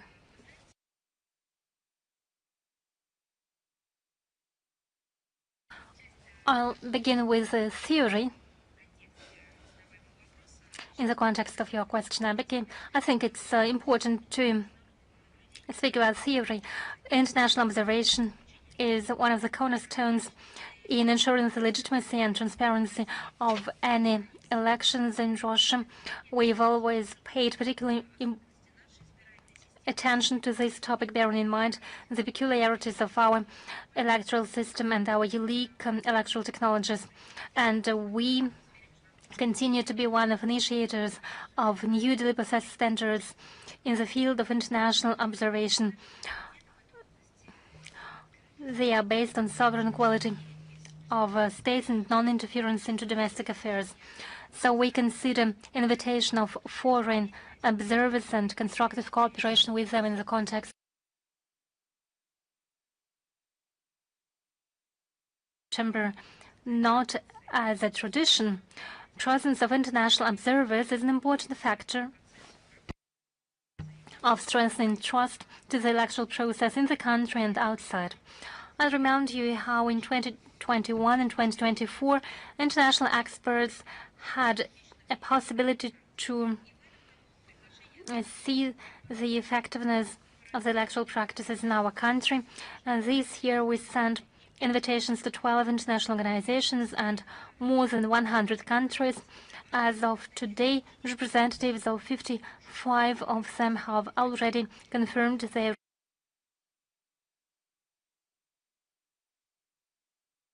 Shanghai Cooperation Organization, BRICS, ASEAN, Africa, Middle East, and Latin America.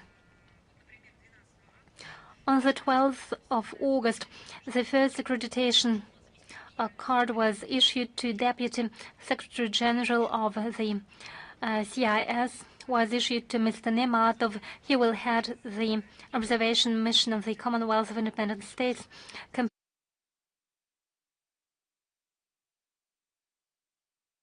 of observers from the Shanghai Cooperation Organization. It will be represented at the level of a Deputy Secretary General, and it is a testimony to the vast interest of foreign partners to the electoral procedures in our country. They are ready to contribute constructively to enhance the transparency and legitimacy of the voting. We share this approach together with the Federation Council and the State Duma, with the coordinating role of the Central Election Commission of Russia. We will provide, as an MFA, a cooperation assistance in order to make sure they are comfortably staying in Russia. Thank you. Is Interfax with us? Yes, good afternoon, Madam Zakharova. We have a question about the U.S. Korean exercises. So we have already given an answer. Thank you. Is about news with us.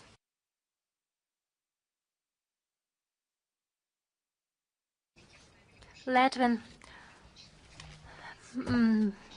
doctors left a man without medical assistance with a strike because he asked them in the Russian language, what is Russian diplomacy doing in order to record these facts? Are you going to highlight these incidents on international platforms? Well, what if this person addressed the medicals in a language of a South Asian state? What happened then?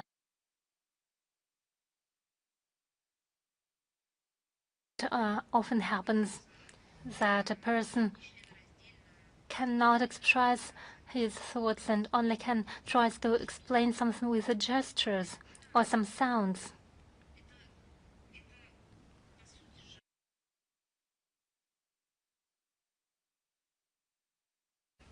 Particularly in the context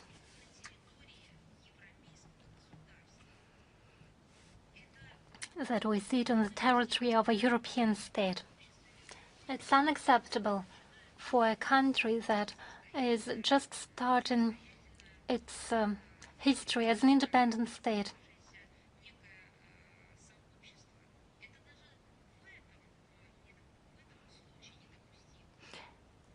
Even in that sense, it is inadmissible, unacceptable.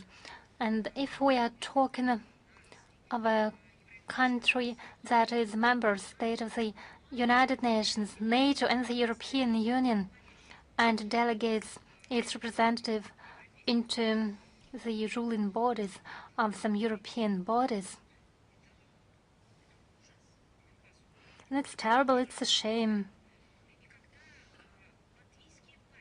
When Latvian authorities speak about the level of democracy and global catastrophes, if they think that they have enough experience in order to pronounce their opinion, then I'll advise them to look at the situation. One case of inhuman steps of one particular individual. It is a result, it's just of one fruit because it got enough.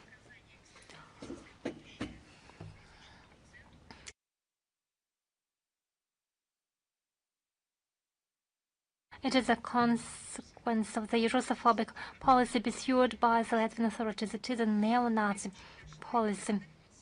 Now the consequences have reached common patients. It is simply unsafe to speak Russian, and they demonstrate it. That's just common fascism. The MFA of Russia follows the situation around inhumane treatment of Latvian authorities of Russian compatriots and citizens in the context of language discrimination. We record information about mass violations of human rights and discrimination of our compatriots in Baltic states. We condemn barbarian activities of Latvian neo-nationalists against Russian citizens. We include such records in our annual report on violation of the rights of Russian citizens and compatriots abroad. A most recent report was published in December 2025. It was presented in the Russian MFA. The violations are also recorded in the joint report of MFAs from Russia and Belarus. Recently, such a report was published in June 2026.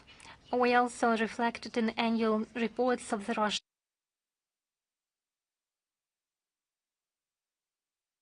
neo-Nazism and other manifestations fueling modern forms of racism, racial discrimination, xenophobia, and related intolerance. Given the systemic nature of discriminating steps of Latvian authorities and Latvian nationalists against Russian citizens and compatriots, we raise this issue at international platforms at the UN and OSCE. We demand a due reaction of human rights organizations. This case will be no exception. It won't be left without consequences. Russian MFA will continue taking steps in order to draw the attention of international community manifestation of neo-Nazism. Thank you so much.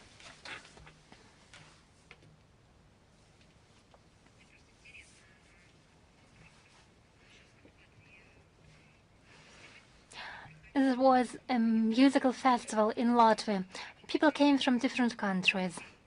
I wonder, when they spoke other language than Latvian, didn't they provide service, didn't they receive assistance at hotels, cafes, or somehow they were treated, they were accommodated in the hotels, they were sold water or food when they approached someone in a language other than Latvian? It is a hypocrisy. It's simply hypocrisy. But now it has a neo-Nazi nature. 80 years ago, neo-Nazism was on the rise in Latvia. Is Alma Yedin with us? Good afternoon, Madam Zakharova. We have one question. On the 9th of August, the Syrian MFA said it signed a memorandum of understanding, announced a signature of memorandum of understanding with Russia, which will be the new format of Russian presence and what will be the tasks of joint educational centers. We consider the signature of memorandum of the 9th of August between Russia and Syria on the functioning of joint logistics and education training centers in Khmeimim and Tartus as an important step aimed at enhancing bilateral cooperation in the military field and enhancing the legal framework for cooperation under the new conditions. We believe it will be based on the long-term experience of cooperation between our countries. A possible example is restoration of direct flights between Moscow and Damascus. The first flight took place on the 16th of August. Regular flights will be administered on Sundays. Thank you. Is Apostolskая жизнь and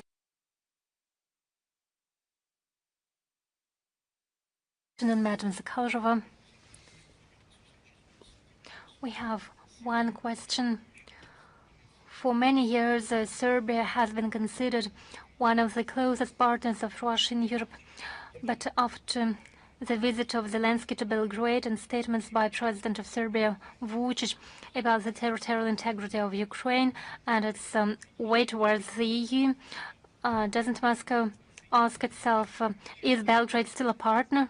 Wait. I see the lack of logic in your question. One cannot approximate Kiev. With Kiev, you can only sink to the bottom.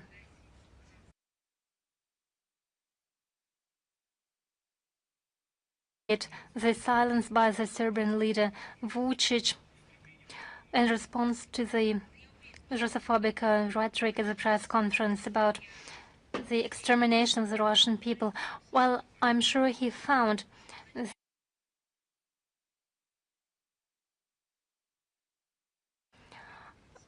attitude of the Serbian people to such provocations.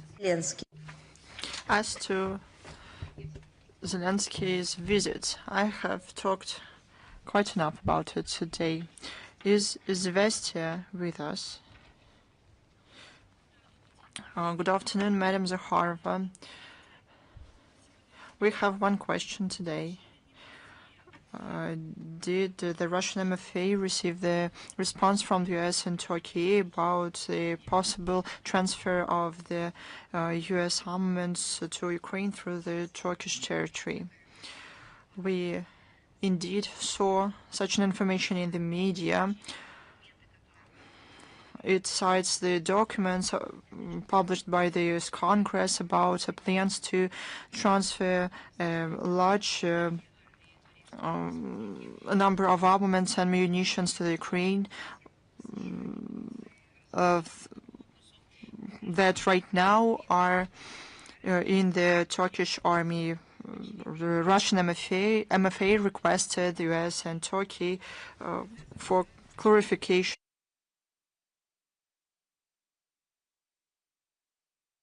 Expect to receive it soon. Is Golos Techstva with us?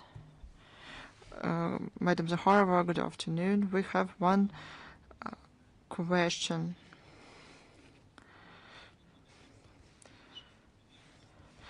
Finland supplied Ukraine with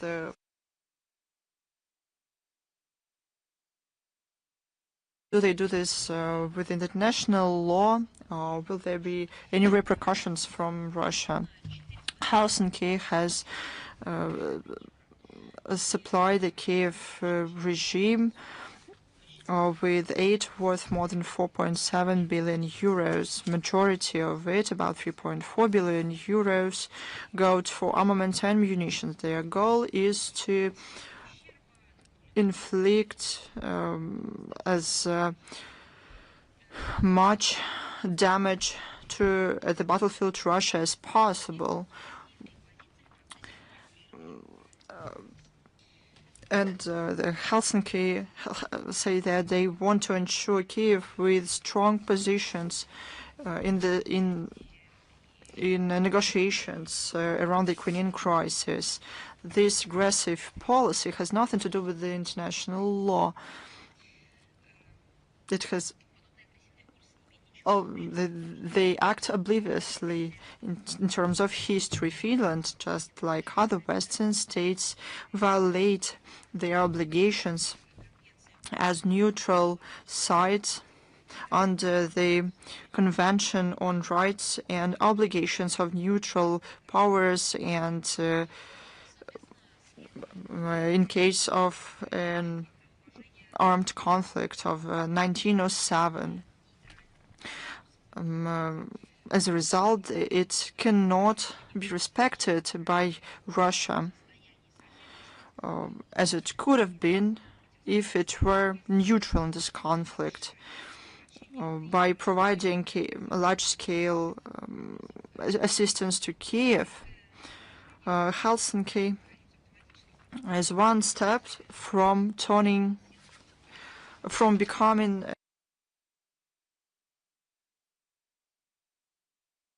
of this conflict. No hostile step of Helsinki won't go unresponded.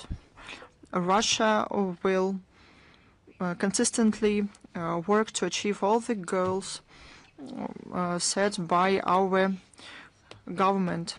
Are there any more questions? If no, then I would like to say goodbye to you. See you next time. I wish you